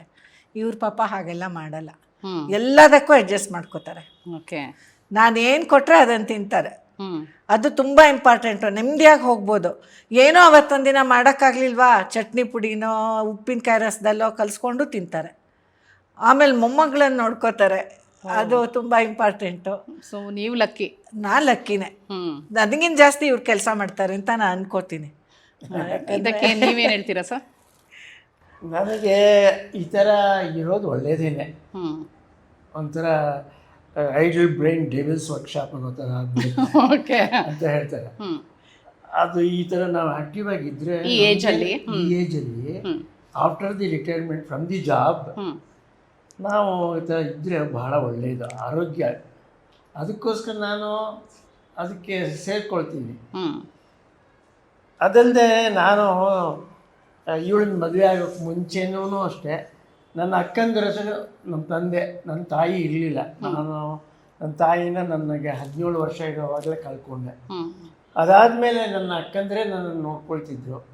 ಸೊ ಹಾಗಾಗಿ ನನಗೆ ಆವಾಗಲಿಂದನೂ ಒಂಥರ ಕೆಲಸ ಮಾಡೋದು, ಮನೆ ಕೆಲಸ ಮಾಡೋದು, ಇದೆಲ್ಲ ಇದು ಮಾಡಿದೆ. ಆಮೇಲೆ ಕಾಲೇಜ್ ಆದಮೇಲೆ ನಾನು ಕೆಲಸಕ್ಕೆ ಹೋದ್ಮೇಲೆ ನಾನು ಕೆಲಸಕ್ಕೆ ಗ್ವಾಲಿಯರ್ಗೆ ಹೊರಟೋದೆ, ಸಿಂಡಿಕೇಟ್ ಬ್ಯಾಂಕ್ನಲ್ಲಿ ಕೆಲಸ ಮಾಡೋದಕ್ಕೆ ಅಂತ. ಹಾಗಾಗಿ ನನಗೆಲ್ಲನೂ ಅಭ್ಯಾಸ ಆಗೋಗಿತ್ತು. ಸ್ವಯಂ ಪಾಕ ಮಾಡ್ಕೊಂಡು ಅಭ್ಯಾಸ ಆಗಿತ್ತು. ಅದರಿಂದ ಏನಾಯ್ತು, ಇವ್ರು ಮದುವೆ ಆದ್ಮೇಲೂ ನಾನು ಮ್ಯಾಮ್ ಒಂದು ವಿಷಯ ಹೇಳಿದ್ರು ಆಗ ಮದುವೆ ಆಗಿದ್ದು ಸ್ಟಾರ್ಟಿಂಗ್ ಅವ್ರಿಗೆ ಅಡುಗೆ ಬರ್ತಿರ್ಲಿಲ್ವಂತೆ. ಒಂದಿನ ಏನು ಅವಲಕ್ಕಿ ಉಪ್ಪಿಟ್ಟು, ಇನ್ನೊಂದಿನ ಇನ್ನೊಂದು ಯಾವ್ದೋ ಬರೀ ರವೆ ಉಪ್ಪಿಟ್ಟು, ಎರಡರಲ್ಲೇ ಮಾಡಿ ಬಡಿಸ್ತಿದ್ದೆ ಅಂತ. ಸೊ ಹೆಂಗ್ ಟಾಲರೇಟ್ ಮಾಡ್ಕೊಂಡ್ರಿ? ಇಲ್ಲ ಟಾಲರೇಟ್ ಅಂದರೆ ನಾನೇ ಸ್ವಯಂ ಪಾಕ ಮಾಡಿ ಬೇಜಾರಾಗಿತ್ತಲ್ಲ. ಯಾರೋ ಒಬ್ರು ಬಡಿಸಿದ್ರೆ ಸಾಕು, ಯಾರೋ ಒಬ್ರು ಏನೋ ಒಂದು ಹಾಕಿದ್ರೆ ಸಾಕು. ಅಲ್ಲ, ಮಾಡೋದನ್ನ ಚೆನ್ನಾಗಿ ಮಾಡ್ತಿದ್ದೆಮ್ಮ, ತಿನ್ನೋ ಹಾಗೆ ಮಾಡ್ತಾ ಇದ್ದೆ. ಅದಕ್ಕೆ ಏನೇನು ಬೇಕು. ನಾನು ಇನ್ನೊಂದು ಹೇಳ್ತೀನಿ, ನಾನು ಮದುವೆ ಆಗೋಕೆ ಮುಂಚೆ ನಮ್ಮ ಮನೆಯಲ್ಲಿ ಎಲೆಕ್ಟ್ರಿಕ್ ಸ್ಟವ್ ಒಂದು ಬಿಟ್ಟರೆ ಸೀಮೆ ಎಣ್ಣೆ ಸ್ಟವ್. ನಾನು ಗ್ಯಾಸ್ ಇನ್ನೂ ತೊಗೊಂಡಿರಲಿಲ್ಲ. ಅದನ್ನ ಹೇಗೋ ನಾನು ಹೊಂದಿಸಿ ರೆಡಿ ಮಾಡಿ ಇಟ್ಕೊಂಡಿದ್ದಕ್ಕೆ ನಮ್ಮ ಅಕ್ಕಂದ್ರೆಲ್ಲ ಹೋಗಿ ನೋಡು, ಹೆಂಡತಿ ಬಂದಮೇಲೆ ಗ್ಯಾಸ್ ಸ್ಟವ್ ತಂದು ಇಟ್ಕೊಂಡ್ಬಿಟ್ಟ, ಅವ್ರು ಮಾಡೋದಕ್ಕೆ ಅಷ್ಟು ಅನುಕೂಲ. ಅಲ್ಲ, ನಂಗೆ ಸ್ಟವ್ ಹಚ್ಚಕ್ಕೂ ಬರ್ತಿರ್ಲಿಲ್ಲ. ಸೀಮೆ ಎಣ್ಣೆ ಸ್ಟವ್ ಹೇಗಪ್ಪ ಹಚ್ಚೋದು, ನಂಗೆ ಅದೇ ತುಂಬಾ ದುಃಖ ಆಗ್ಬಿಟ್ಟಿತ್ತು. ಅಡುಗೆ ಹೇಗಾದ್ರೂ ಮಾಡ್ಬೋದು, ಕರೆಂಟ್ ಹಳೆ ಕಾಲದ ಮನೆ ಅದು, ಅದ್ರದ್ದು ಮುಟ್ಟಕ್ ಭಯ. ಅಡುಗೆ ಮನೆಗೆ ಹೋಗದೆ ಇರೋಳಿಗೆ ಎಲ್ವೂ ಭಯನೇ. ಯಾವುದು ಮೆಮೊರಬಲ್ ಮೂಮೆಂಟ್ ಮ್ಯಾಮ್ ನೀವಿಬ್ರು ಮದುವೆ ಆದಾಗಿಂದ ಯಾವುದು ನಿಮಗೆ ಮರೆಯಲಾಗದಂತ ಒಂದು ಮೆಮೊರಬಲ್ ಮೂಮೆಂಟ್ ಹೇಳಿ? ಮರೆಯಲಾಗದೆ ಇರೋದು ಮದುವೆಗೆ ಮುಂಚೆ ಆಯಿತು. ಏನಪ್ಪ ಅಂತಂದ್ರೆ, ಇವರು ಫಸ್ಟ್ ಟೈಮ್ ನಮ್ಮ ಮದುವೆ ಗೊತ್ತಾದ್ಮೇಲೆ ನಮ್ಮ ಮನೆಗೆ ನನ್ನ ನೋಡೋಕೆ ಬಂದಿದ್ರು. ಅವತ್ತು ಮನೇಲಿ ಯಾರೂ ಇರಲಿಲ್ಲ, ನಾನೇ ಇವ್ರಿಗೆ ಅಡುಗೆ ಮಾಡಿ ಬಡಿಸ್ಬೇಕಾಗಿತ್ತು. ನಾನು ತುಂಬ ಆಸೆಯಿಂದ ಮೊಳಕೆ ಕಾಳು ಕಟ್ಟಿದ್ದೆ.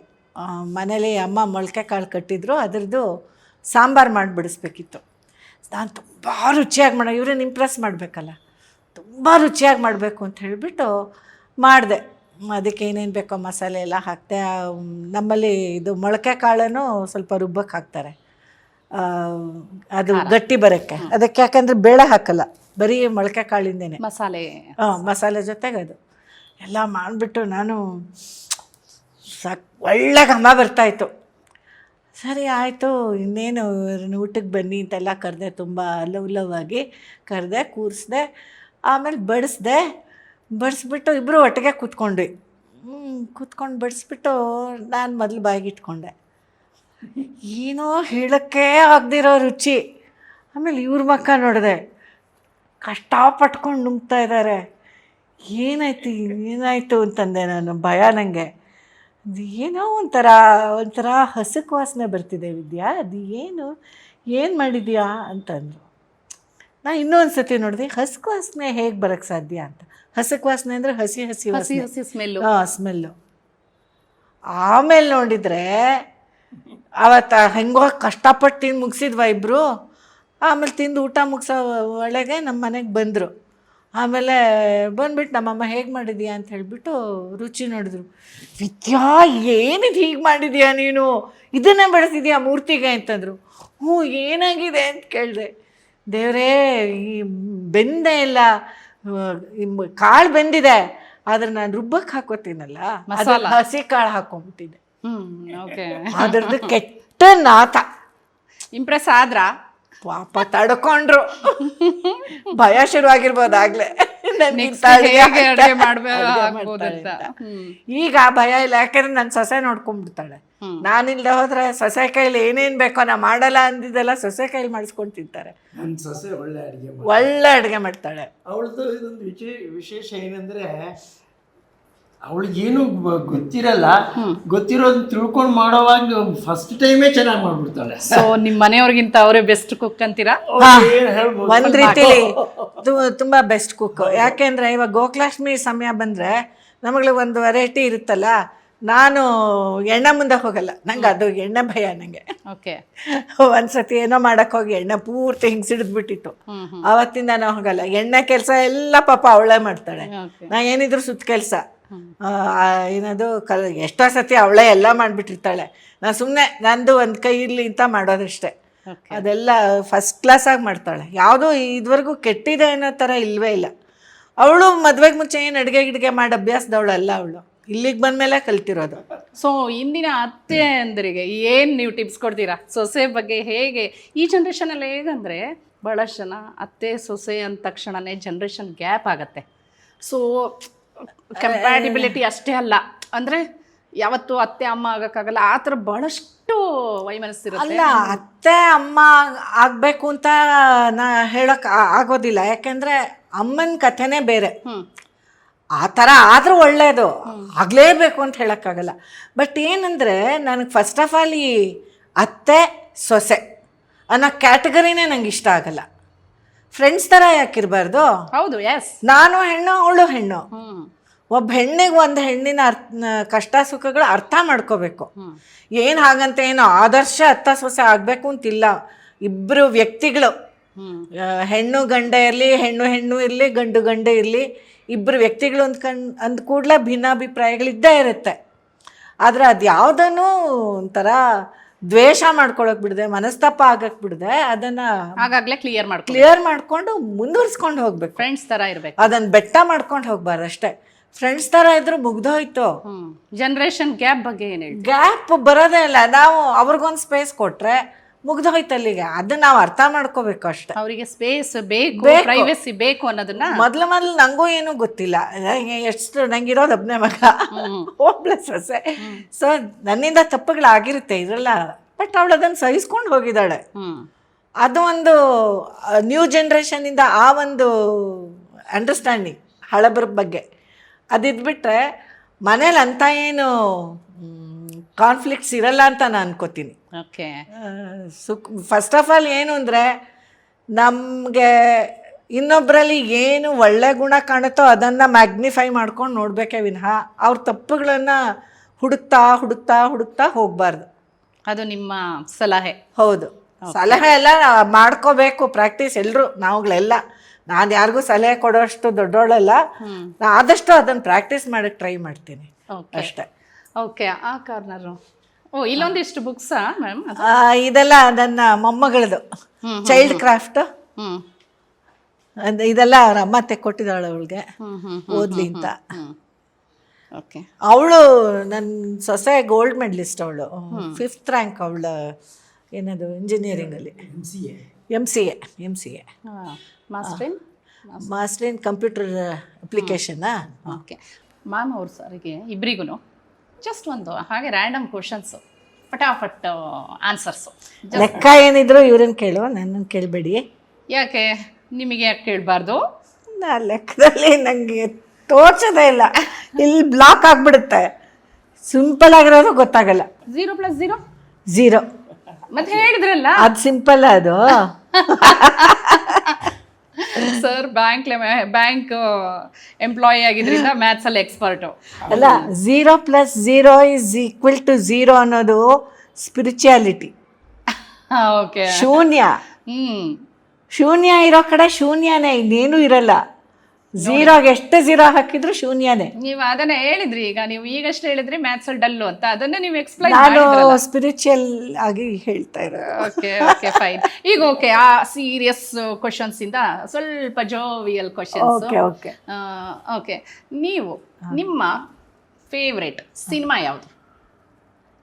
ನನ್ನ ಫೇವ್ರೇಟ್ ಸಿನಿಮಾ ಯಾವ ಭಾಷೆನಾದರೂ ಆಗ್ಬೋದಾ? ಎನಿಥಿಂಗ್, ನಿಮ್ಮ ಆನ್ಸರ್ ಏನಾದರೂ ಆಗ. ಪಾಕೀಜ. ಓಕೆ ಸರ್, ನಿಮ್ಮದು? ನನಗೆ ಮಾಯಾ ಬಜಾರ್. ಓಕೆ. ಯಾವುದು, ಯಾವ ಭಾಷೆ ಅದು? ಎರಡು ಎಲ್ಲ ಭಾಷೆಯಲ್ಲೂ ಇದೆ ಅನ್ಸುತ್ತೆ. ಕನ್ನಡ, ತೆಲುಗು, ತಮಿಳು ಎಲ್ಲದರಲ್ಲೂ ಬಂದಿದೆ. ಓಕೆ. ನಿಮ್ಮ ಫೇವ್ರೇಟ್ ಸಾಂಗ್? ಪಾಕೀಜಾದನೆ, ಚಲ್ತೆ ಚಲ್ತೆ. ಒಂದು ಲೈನ್ ಹೇಳ್ಬೋದಾ? ನೀವು ಹಾಡು ಹೇಳ್ತೀರಾ? ಅಷ್ಟೆಲ್ಲ ಬರಲ್ಲ. ಹೇಳಿ ಮ್ಯಾಮ್. ಅಯ್ಯ, ಕೇಳಕ್ ಚೆನ್ನಾಗಿರ್ಬೇಡ್ವಾ? ಪರವಾಗಿಲ್ಲ, ನಾವು ಕೇಳಿಸ್ಕೊತೀವಿ. ರಾಮ್ ರಾಮ, ನಂಗೆ ಬರೋದ ಒಂದು ಲೈನು. ಪರವಾಗಿಲ್ಲ. ಚಲ್ತೆ ಚಲ್ತೆ ಚಲ್ತೆ ಚಲ್ತೆ यूं ही कोई मिल गया था, यूं ही कोई मिल गया था, सर राह चलते चलते. ಸೂಪರ್, ಬರೋದು. ಚೆನ್ನಾಗಿ ಆಡ್ತಾರಲ್ಲ ಸರ್. ಹಾಡ್ತಾರೆ. ನೀವು ಫಿದಾ ಆಗಿದ್ರಾ ಇವ್ರ ಸಾಂಗ್ಸಿಗೆ? ಮೊದಲೆಲ್ಲ ಹಾಡ್ತಿದ್ರು. ಇತ್ತೀಚೆಗೆ ಅವರು ಇದು ಅಭಿನಯಕ್ಕೆ ಬಂದಾದ್ಮೇಲೆ ಅದು ಕಡಿಮೆ ಮಾಡಿದ್ದಾರೆ. ನೀವು ಅವರಿಗೆ ಯಾವ ಸಾಂಗ್ ಯಾವುದಾದ್ರೂ ಡೆಡಿಕೇಟ್ ಮಾಡಬೇಕು ಅಂದರೆ ಯಾವ ಸಾಂಗ್ ಡೆಡಿಕೇಟ್ ಮಾಡ್ತೀರಾ? ನಾನು ಹೌದು, ಯಾವ- ಅದೇ ಮಾಯಾ ಬಜಾರ್ ಹೇಳಿ. ವಿವಾಹ ಭೋಜನ ನನಗೆ ನಾನು ಅದನ್ನ ನಿಮಗೆ ಡೆಡಿಕೇಟ್ ಮಾಡ್ಬೋದು. ಯಾವ್ದಾದ್ರು ಲವ್ ಸಾಂಗ್ ಹೇಳಿ. ಅಲ್ಲ ಅದು ವಿವಾಹ ಭೋಜನ ಅಂದ್ರೆ ಅಲ್ಲಿ ಭೋಜನ ಭೂರಿ ಭೋಜನ ಸಿಗಲಿ ಇವಳಿಂದ ನನಗೆ ಅಂತ ಏನ್ ಡೆಡಿಕೇಟ್ ಮಾಡ್ಬಿಟ್ರು ಬಲೆ ಬುದ್ಧಿವಂತರು. Okay. ನಿಮ್ಮ ಫೇವ್ರೇಟ್ ಕಲರ್ ಯಾವುದು? ರೆಡ್. ನನ್ ಗ್ರೀನ್. ಓಕೆ, ಎರಡು ಮ್ಯಾಚ್ ಆಗ್ತಿಲ್ಲ. ಎರಡರ ಕಾಂಬಿನೇಷನ್ ಮ್ಯಾಚ್ ಆಗುತ್ತೆ. ಹೌದು ಹೌದು. ಗ್ರೀನ್ಗೆ ರೆಡ್ ಬಾರ್ಡರ್ ಇರೋ ಸೀರೆನೋ, ರೆಡ್ ಗ್ರೀನ್ ಬಾರ್ಡರ್ ಇರೋ ಸೀರೆನೋ ತುಂಬಾ ಚೆನ್ನಾಗಿರುತ್ತೆ. ನೋಡಿ, ಕ್ಲಾಸ್. ಒಳ್ಳೆ ಎಕ್ಸಾಂಪಲ್. ನೀವೇ ಪ್ರಿಪೇರ್ ಮಾಡೋದ್ರಲ್ಲಿ ನಿಮಗೆ ಇಷ್ಟ ಆದಂಥ ಫುಡ್ ಯಾವುದು? ನಾನೇ ಪ್ರಿಪೇರ್ ಮಾಡೋದು, ನಂಗೆ ಸ್ವೀಟೇ ತುಂಬ ಇಷ್ಟ. ನಂಗೆ ಗಸಗಸೆ ಪಾಯಸ. ಅವ್ರು ಪ್ರಿಪೇರ್ ಮಾಡೋ ಅಂತ ಯಾವುದಾದ್ರೂ ರೆಸಿಪಿಗಳಲ್ಲಿ ನಿಮಗೆ ಯಾವ್ದು ಇಷ್ಟ? ಅದೇ ಗಸಗಸೆ ಪಾಯಸ ನನ್ಗೆ ಭಾಳ ಇಷ್ಟ. ಇದುವರೆಗೂ ಅದನ್ನೇ ರೆಡಿ ಮಾಡಿ ಅಯ್ಯೋ ಭಾಳ ಚೆನ್ನಾಗಿ ಮಾಡ್ತಾಳೆ. ಹ್ಞೂ. ಅದ್ರಲ್ಲಿ ಚೆನ್ನಾಗಿ ಇಂಪ್ರೂವೈಸ್ ಮಾಡಿಬಿಟ್ಟಿದ್ದಾಳೆ. ಓಕೆ ಅದರಿಂದ ಟೇಸ್ಟು ನಮ್ಗೆ ಇಷ್ಟ ಆಗುತ್ತೆ. ಓಕೆ. ನಿಮ್ಮ ಫೇವ್ರೆಟ್ ಹೀರೋ ಹೀರೋಯಿನ್? ನನಗೆ ಈ ಕಾಲದವ್ರಿಗಿಂತ ನನಗೆ ಹೀರೋ ಹೇಳಿ ನೀವು. ಹೀರೋ ನಂಗೆ ಅನಂತ್ನಾಗ್. ಹೀರೋಯಿನ್? ಹೀರೋಯಿನ್ನ ನನಗೆ ಅಷ್ಟಾಗಿ ಎಷ್ಟೋ ಜನ ಇದ್ದಾರೆ, ಆದರೆ ವೈಜಯಂತಿ ಮಾಲ ಒಳ್ಳೆ ಆ್ಯಕ್ಟ್ರೆಸ್ ನಿಮಗೆ. ಸೊ ನೀವು ಫಸ್ಟ್ ಟೈಮ್ ಎಲ್ಲಿ, ಯಾವಾಗ, ಅಂದರೆ ಮದುವೆ ಆದ ನಂತರ ಆಗ್ಬೋದು, ಮುಂಚೆ ಆಗ್ಬೋದು, ಆಗಿನ ಕಾಲದಲ್ಲೂ ನೀವು ಎಲ್ಲ ಸಿನಿಮಾ ಪ್ರೇಮಿಗಳು ಅನ್ಸತ್ತೆ, ಆ ಥರ ಯಾವ ಸಿನಿಮಾಗೊಟ್ಟಿಗೆ ಹೋಗಿದ್ರಿ? ಘರೋಂದ, ಚಿತ್ತಚೋರ. ಅದು ಯಾರು ಇವನ್ನ ಅಮೋಲ್ ಪಾಲೇಕರ್ದು ಘರೋಂದ ಇರಬೇಕು. ಘರೋಂದ ಅಥವಾ ಚಿತ್ತಚೋರ, ಎರಡರೊಳಗೆ. ಇಲ್ಲ, ಘರೋಂದ.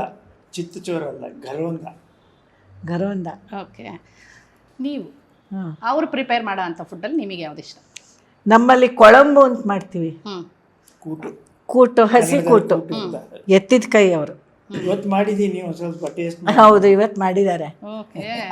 ಸೊ ನೀವು ಅವರಿಗೆ ಚೆನ್ನಾಗಿರೋ ಕುಕ್ ಮಾಡಿ ಈ ರೆಸಿಪಿಗಳು ಒಳ್ಳೊಳ್ಳೆ ಫುಡ್ ಮಾಡಿ. ಇಲ್ಲ, ಅವ್ರು ಅದೊಂದೇ ಮಾಡೋದು, ಇನ್ಯಾವುದು ಮಾಡಲ್ಲ. ನಾನು ಹೆಚ್ಚಿನಾಂಶ ಅಡುಗೆ ಮಾಡಲ್ಲ, ಇದೊಂದೇ ಮಾಡೋದು. ನಾನು ಇದೊಂದು, ಯಾಕೆ ಅಂದರೆ ನಾನು ಗ್ವಾಲಿಯರ್ನಲ್ಲಿದ್ದಾಗ ಮ್ಯಾರೇಜ್ ಆಗಿರಲಿಲ್ಲ. ನನ್ನ ಅಕ್ಕನಿಂದ ಹೇಳಿಸ್ಕೊಂಡು ಅಲ್ಲಿ ನಾರ್ತ್ ಇಂಡಿಯನ್ ಫುಡ್ಡೇ ತಿಂದು ಬೇಜಾರಾಗಿರ್ತಿತ್ತು. ಅವಾಗ ಇದೊಂದು ಮಾಡಿರ್ತಿದ್ದೆ. ಅದರಿಂದ ಇದು ಸ್ವಲ್ಪ ನನಗೆ ಚೆನ್ನಾಗಿ ಜ್ಞಾಪಕ ಇದೆ, ಮಾಡ್ತೀನಿ. ಇವ್ರ ಅಕ್ಕ ತುಂಬ ಚೆನ್ನಾಗಿ ಮಾಡ್ತಿದ್ರು. ಅದೇ ಕೈ ರುಚಿ ಇವ್ರಿಗೆ ಬರುತ್ತೆ. ಓಕೆ. ನಾನು ಮಾಡೋ ಕೂಟ್ ಇಷ್ಟನೇ ಆಗಲ್ಲ. ನನಗೇನಾದರೂ ಕೆಲಸ ಇರೋದಿನ ಇವ್ರನ್ನ ಪೂಸಿ ಹೊಡೆದ್ಬಿಟ್ಟು ಅದನ್ನು ಮಾಡಿಸ್ಬಿಡ್ತೀನಿ. ಸೊ ನಿಮಗೆ ಯಾವ ಔಟ್ಫಿಟ್ಟಲ್ಲಿ ಯಾವಾಗಲೂ ಇರೋಕ್ಕೆ ಇಷ್ಟ? ನನಗೆ ಸೀರೆನೇ ಕಂಫರ್ಟಬಲ್ ಯಾವಾಗಲೂ. ನಿಮ್ಮ ಫೇವ್ರೆಟ್ ಯಾವ ಕಲರ್ ಸೀರೆ ಉಟ್ಕೊಂಡ್ರೆ ನಿಮಗೆ ಖುಷಿ ಆಗುತ್ತೆ? ಆನಂದ ಕಲರ್ ಸೀರೆ. ಆನಂದ ಅಂದರೆ ಗೊತ್ತಲ್ಲ, ಕಾಪರ್ ಸಲ್ಫೇಟ್ ಬ್ಲೂ. ಹೌದೌದು. ಆಮೇಲೆ ಇಂಕ್ ಬ್ಲೂ, ರೆಡ್. ಇದು ಅವರು ಫಸ್ಟ್ ಟೈಮ್ ಸೀರೆ ಕೊಟ್ಟಿದ್ದು ನೆನಪಿದೆಯಾ? ಯಾವ ಸೀರೆ ಫಸ್ಟ್ ಟೈಮ್ ಕೊಟ್ಟಿದ್ದು? ತಾಳಿ. ನಿಮಗೆ ನೆನಪಿದೆಯಾ? ನನಗೆ ಫಸ್ಟ್ ಟೈಮ್ ಅಂದರೆ ಅವಳು ಮದುವೆನ ಇದರಲ್ಲಿ ನಾವು ಮಾಡಿದ್ದೆ. ಒಂದ್ಸಲಿ ಖಾದಿ ಗ್ರಾಮೋದ್ಯೋಗದಿಂದ ಒಂದು ಸಿಲ್ಕ್ ಸೀರೆ ತೆಗೆದುಕೊಟ್ಟೆ. ಅವಳು ಇದನ್ನ ನ್ಯಾಷನಲ್ ಫ್ಲಾಗ್ ಥರ ಇದೆ ಅಂತ ಹೇಳ್ತಾರೆ. Red border with white. ಇಲ್ಲ, ಚೆನ್ನಾಗಿತ್ತು, ಬಟ್ ಅದು ಅಮೆರಿಕನ್ ಫ್ಲಾಗ್ ಥರ ಕೆಳಗಡೆ ಇತ್ತು. ಆ ನಂತರ ನೀವು ತಂದು ಕೊಡಲಿಲ್ಲ? ಇಲ್ಲ, ಯಾಕೆಂದರೆ ನನಗೆ ಭಯ, ಏನಂತಾಳೋ ಏನು ಮಾಡ್ತಾಳೆ. ಆ್ಯಕ್ಚುಲಿ ನಾನು ಹೆಚ್ಚಿನಾಂಶ ಅವರ ಅತ್ತಿಗೆ ಮಾತ್ರ ಪ್ರತಿ ವರ್ಷ ಗೌರಿ ಹಬ್ಬಕ್ಕೆ ಕೊಟ್ಬಿಡ್ತಾ ಇದ್ದಾರೆ. ಅದೇ ಒಂದಷ್ಟು ಪೇರ್ಸ್ಕೊಂಡಿದೆ. ನಾನು ಸೀರೆ ತಗೊಳ್ಳೋದೆಲ್ಲ ಕಡಿಮೆನೆ. ನಾನು ಡ್ರೆಸ್ಗೆ ಅಷ್ಟೆಲ್ಲ ದುಡ್ಡು ಹಾಕಲ್ಲ ಅಂದ್ರೆ ನಂಗೇನು.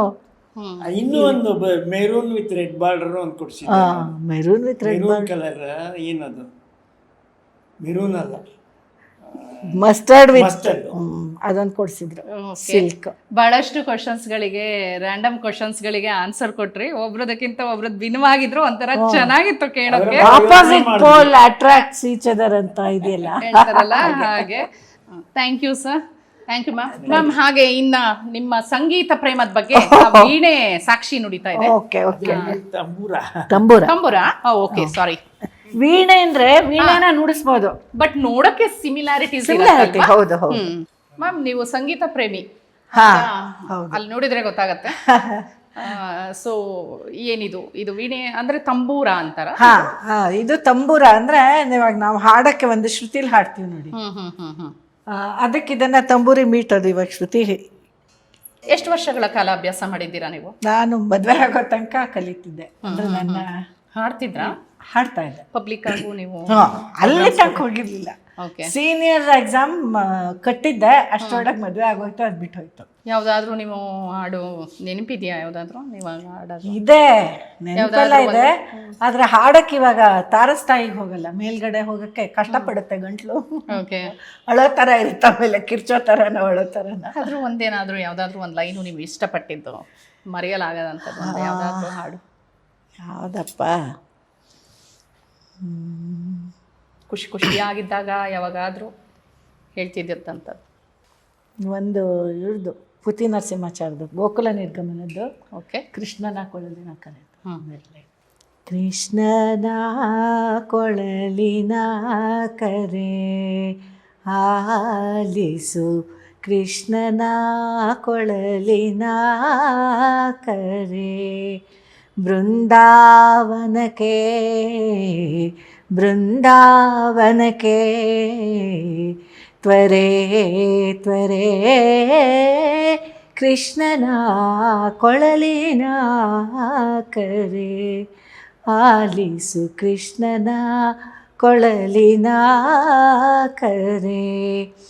ಹೊತ್ತಾರೆ ಹೊರಗೆಲಸ ಮಿಕ್ಕಾರೆ ಮಿಗಲಿ, ಪಕ್ಕದ ನೆರೆ ಹೊರೆ ನಕ್ಕರೆ ನಗಲಿ, ಬೃಂದಾವನಕ್ಕೆ ಬೃಂದಾವನಕ್ಕೆ ತ್ವರೆ ತ್ವರೆ ಕೃಷ್ಣನ ಕೊಳಲಿನ ಕರೆ ಆಲಿಸು, ಕೃಷ್ಣನ ಕೊಳಲಿನ ಕರೆ. Super ma'am, super, wow, super. ಮೇಲೆ ಹೋಗಕ್ಕಾಗಲ್ಲ. ಆದ್ರೂ ಎಷ್ಟು ಖುಷಿ ಆಯ್ತು. ಹೊರಗಡೆ ಮಳೆ, ಅದ್ರ ಜೊತೆ ನಿಮ್ಮ ಹಾಡು, ವಾವ್. ಖುಷಿಯಾಗಿದ್ರೆ ಸಂತೋಷ. ಆ ಕಡೆ ಯಾವುದು? ಇದು ಗೆಸ್ಟ್ ರೂಮ್ ಅಂತ. ಇಲ್ಲಿ ಇದು ಬಂದವರಿಗೆ ಉಳಿಯೋಕೆ ಅಂತ. Okay, next.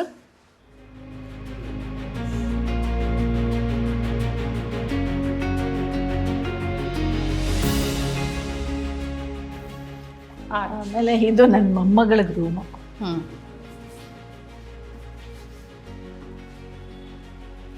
ಹಿತ ಹಿತ. ಓ,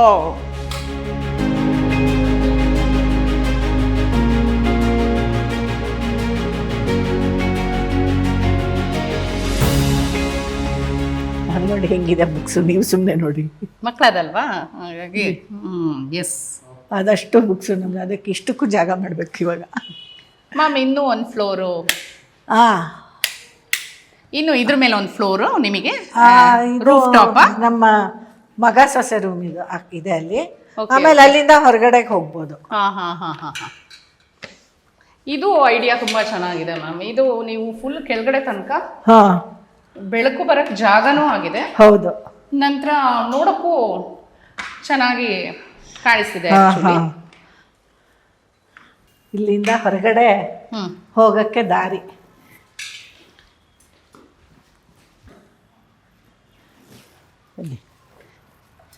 ಇದು ಎಲ್ಲ ನನ್ನ ಸೊಸೆದೆ.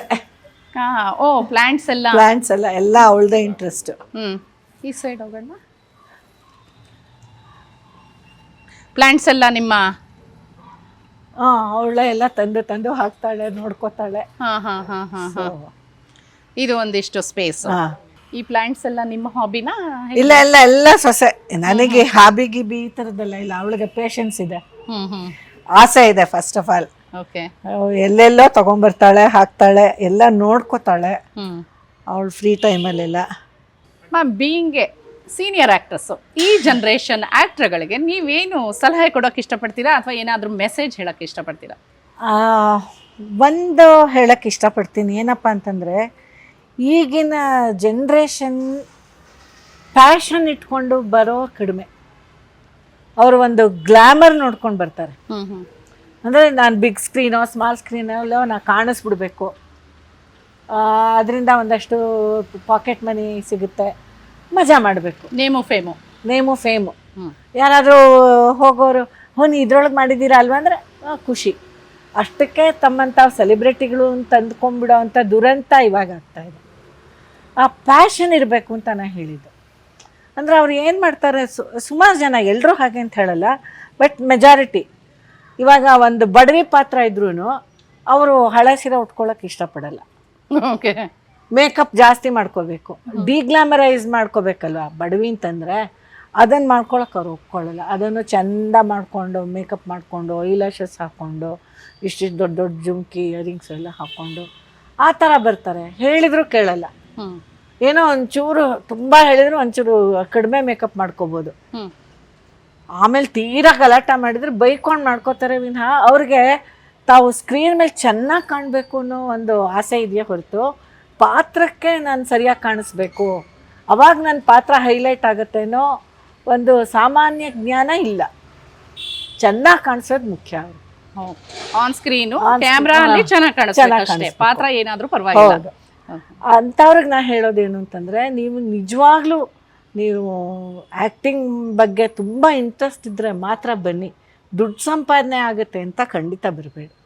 ಆ ಥರ ಬಂದರೆ ಇವಾಗ ಇನ್ನೊಬ್ಬ ನುರಿತ ಕಲಾವಿದ ಇದ್ದರೆ ಅವನು ತುಂಬ ಕಷ್ಟ ಆಗುತ್ತೆ. ಯಾಕಂದರೆ ಇವಾಗ ಓವರ್ ಶೋಲ್ಡ್ ಶಾರ್ಟ್ಸ್ ತೆಗಿತಾರೆ ಅಥವಾ 2 ಶಾರ್ಟ್ಸ್ ತೆಗಿತಾರೆ. ಇವಳಿಗೆ ಜೊತೆ ಇರೋ ಸಹ ಕಲಾವಿದರು ಸರಿಯಾಗಿ ರಿಯಾಕ್ಟ್ ಮಾಡದೆ ಹೋದರೆ ಈ ಮೇಯ್ನ್ ಯಾರು ಮಾಡ್ತಿರ್ತಾರೋ ಅವ್ರದ್ದು ಓವರ್ ಆ್ಯಕ್ಟಿಂಗ್ ಅಂತ ಅನಿಸ್ಬಿಡುತ್ತೆ. ಹೌದು ಹೌದು. ಆ್ಯಕ್ಚುಲಿ ಅವ್ರು ಚೆನ್ನಾಗೇ ಮಾಡ್ತಾಯಿದ್ರು, ಇವರು ಪ್ಯಾಸಿವ್ ಆಗಿರೋದ್ರಿಂದ ಈ ಮನುಷ್ಯ ಓವರ್ ಆ್ಯಕ್ಟಿಂಗ್ ಮಾಡ್ತಾ ಇದ್ದಾನೆ ಅಂತ ಅನಿಸ್ಬಿಡುತ್ತೆ. ಈ ಅಪಾಯ ಇರುತ್ತೆ. ಆಮೇಲೆ ಹೋಲ್ ಪ್ರಾಜೆಕ್ಟೇ ಫೇಲ್ಯೂರ್ ಆಗಿಬಿಡುತ್ತೆ. ಒಬ್ಬರಿಂದ ಯಾವತ್ತೂ ನಡೆಯಲ್ಲ. ಒಂದು ಪ್ರಾಜೆಕ್ಟ್ ಚೆನ್ನಾಗಿ ನಡೆಯಬೇಕು ಅಂದರೆ ಪ್ರತಿ ಹೋಲ್ ಟೀಮ್ ನಡಿಬೇಕದು. ಯಾರೋ ಒಬ್ಬರ ಪಾತ್ರ ಇಷ್ಟ ಆಗ್ಬೋದು, ಹಾಗಂತ ಬೇರೆ ಪಾತ್ರಗಳು ಕೆಟ್ಟದಾಗಿ ಮಾಡಿದರೆ ಈ ಪಾತ್ರನೂ ಇಷ್ಟ ಆಗೋದು ಕಷ್ಟವೇ. ಓಕೆ. ಸೊ ಹಾಗಾಗಿ ನಾನು ಶ್ರದ್ಧೆ ಇಟ್ಕೊಂಡು ಮಾಡಿ, ಹಳಬ್ರು ಏನು ಮಾಡಿದ್ದಾರೆ ಅದನ್ನು ಗಮನಿಸಿ, ಭಾಷೆ ಶುದ್ಧ ಇರಬೇಕು ಎಲ್ಲದಕ್ಕಿಂತ ಮುಖ್ಯ. ಭಾಷೆ ಶುದ್ಧ ಅಂತಂದ್ರೆ ನಾನು ಹೇಳೋದು ಪರಿಸರಕ್ಕೆ ತಕ್ಕನಾದ ಭಾಷೆ. ಇವಾಗ ಗ್ರಾಮ್ಯ ಇದ್ದರೆ ಆ ಥರನೇ ಮೊದಲಿನ ಕಡೆವರೆಗೂ ಹಾಗೆ ಮಾತಾಡಬೇಕು ಪಾತ್ರ ಇರೋ ತನಕನೂ. ಇದ್ದಕ್ಕಿದ್ದಾಗೆ ಇಂಗ್ಲೀಷು ಒಳ್ಳೆ ಸ್ಟೈಲಿಶ್ ಇಂಗ್ಲೀಷ್ ಮಾತಾಡಿಬಿಟ್ಟು ಕನ್ನಡನ ಕೆಟ್ಟದಾಗಿ ಮಾತಾಡಿಬಿಟ್ರೆ, ಹೌದು, ಎಲ್ಲನೂ ಕೆಟ್ಟದಾಗೆ ಮಾತಾಡಲಿ, ಕನ್ನಡನೂ ಕೆಟ್ಟದಾಗೆ ಮಾತಾಡಲಿ, ಇಂಗ್ಲೀಷು ಕೆಟ್ಟದಾಗೆ ಮಾತಾಡಲಿ, ಅದು ಗ್ರಾಮ್ಯ. ಆ ಪಾತ್ರ ಹಾಗಿದ್ರೆ ಅದನ್ನು ಕೇಳಿದರೆ, ಅಥವಾ ಒಂದು ಒಳ್ಳೆ ಡಾಕ್ಟ್ರ್ ಪಾತ್ರನೋ ಅಥವಾ ಇನ್ನೂ ಒಂದು ವೃತ್ತಿ ಇರೋವಂಥದ್ದು, ಇಂಜಿನಿಯರಿಂಗ್ ಆ ಥರ, ಒಂದು ಲಾಯರು, ಆ ಥರ ಪಾತ್ರಗಳಿದ್ದಾಗ ಅದಕ್ಕೆ ಒಂದು ಭಾಷಾ ಶುದ್ಧತೆ ಬೇಕು, ಅದಕ್ಕೆ ಗಮನ ಕೊಡಬೇಕು ಅವರು. ಓಕೆ. ಆಮೇಲೆ ಸ್ವಲ್ಪ ಸುತ್ತಮುತ್ತಲು ಏನಾಗ್ತಿದೆ ಅಂತ ಗೊತ್ತಾಗಬೇಕು ಅವ್ರಿಗೆ, ಅಪ್ಡೇಟ್ಸ್ ಆಗಬೇಕು. ಬರೀ ಫೋನ್ ಮೊಬೈಲಲ್ಲಿ ಇಟ್ಕೊಂಡು ಅದರೊಳಗೆ ಅಪ್ಡೇಟ್ ಆಗೋದಲ್ಲ, ನಮ್ಮ ಸುತ್ತಮುತ್ತ ಏನು ನಡೀತಿದೆ ಅನ್ನೋದು ಗೊತ್ತಾಗಬೇಕು. ನಿಮ್ಗೆ ಅವಾಗ ನಮಗೆ ಸಿಗೋ ಪಾತ್ರಗಳಲ್ಲಿ ತಲ್ಲೀನ ಆಗೋಕ್ಕೆ ಸುಲಭ ಆಗುತ್ತೆ. ಓಕೆ. ಆದ್ರೆ ಇವಾಗ ಬರೋರು ಪ್ಯಾಷನ್ ಇಲ್ಲದೇ ಬರೋದ್ರಿಂದ ಅವ್ರು ಅದಕ್ಕೆಲ್ಲ ಕೇರ ಮಾಡಲ್ಲ. ಅವ್ರ ಆ್ಯಕ್ಟಿಂಗ್ ಅಂತ ಮುಗಿದ ಕೂಡಲೇ ಅವ್ರ ಸೀನ್ ಆದ ಕೂಡಲೇ ಹೋಗಿ ಮಲ್ಕೊಳ್ಳೋದು ಅಥವಾ ಇನ್ನೇನಮ್ಮ ಚಾಟ್ ಮಾಡೋದು ಅಥವಾ ಫೋನ್ ಇಟ್ಕೊಳ್ತಿರ್ಬೋದು, ಫೋನಲ್ಲಿ ಮುಳುಗ್ಕೊಂಡ್ಬಿಡ್ತಾರೆ ಅಷ್ಟೇ. ಬೇರೆಯವ್ರ ಜೊತೆ ಮಿಂಗಲ್ವೂ ಆಗಲ್ಲ.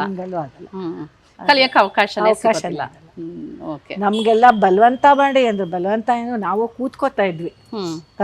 ಹಳಬ್ರು ನಮಗಿಂತ ಚೆನ್ನಾಗಿ ಮಾಡೋರ್ಗೆ ಏನು ಮಾಡ್ತಾರೆ ಅನ್ನೋದು ನೋಡಿ ಕಲ್ತಿದ್ವಿ. ನಾನು ಆ್ಯಕ್ಚುಲಿ ವೈಶಾಲಿ ಕಾಸರವಳ್ಳಿ ಅವ್ರ ಆ್ಯಕ್ಟಿಂಗ್ ನನಗೆ ತುಂಬ ಇಷ್ಟ. ವೈಶಾಲಿ ಕಾಸರವಳ್ಳಿ ಮತ್ತು ಗಿರಿಜಾ ಲೋಕೇಶ್ ಅವರು ತುಂಬ ಸಹಜ ನಟಿಯರು.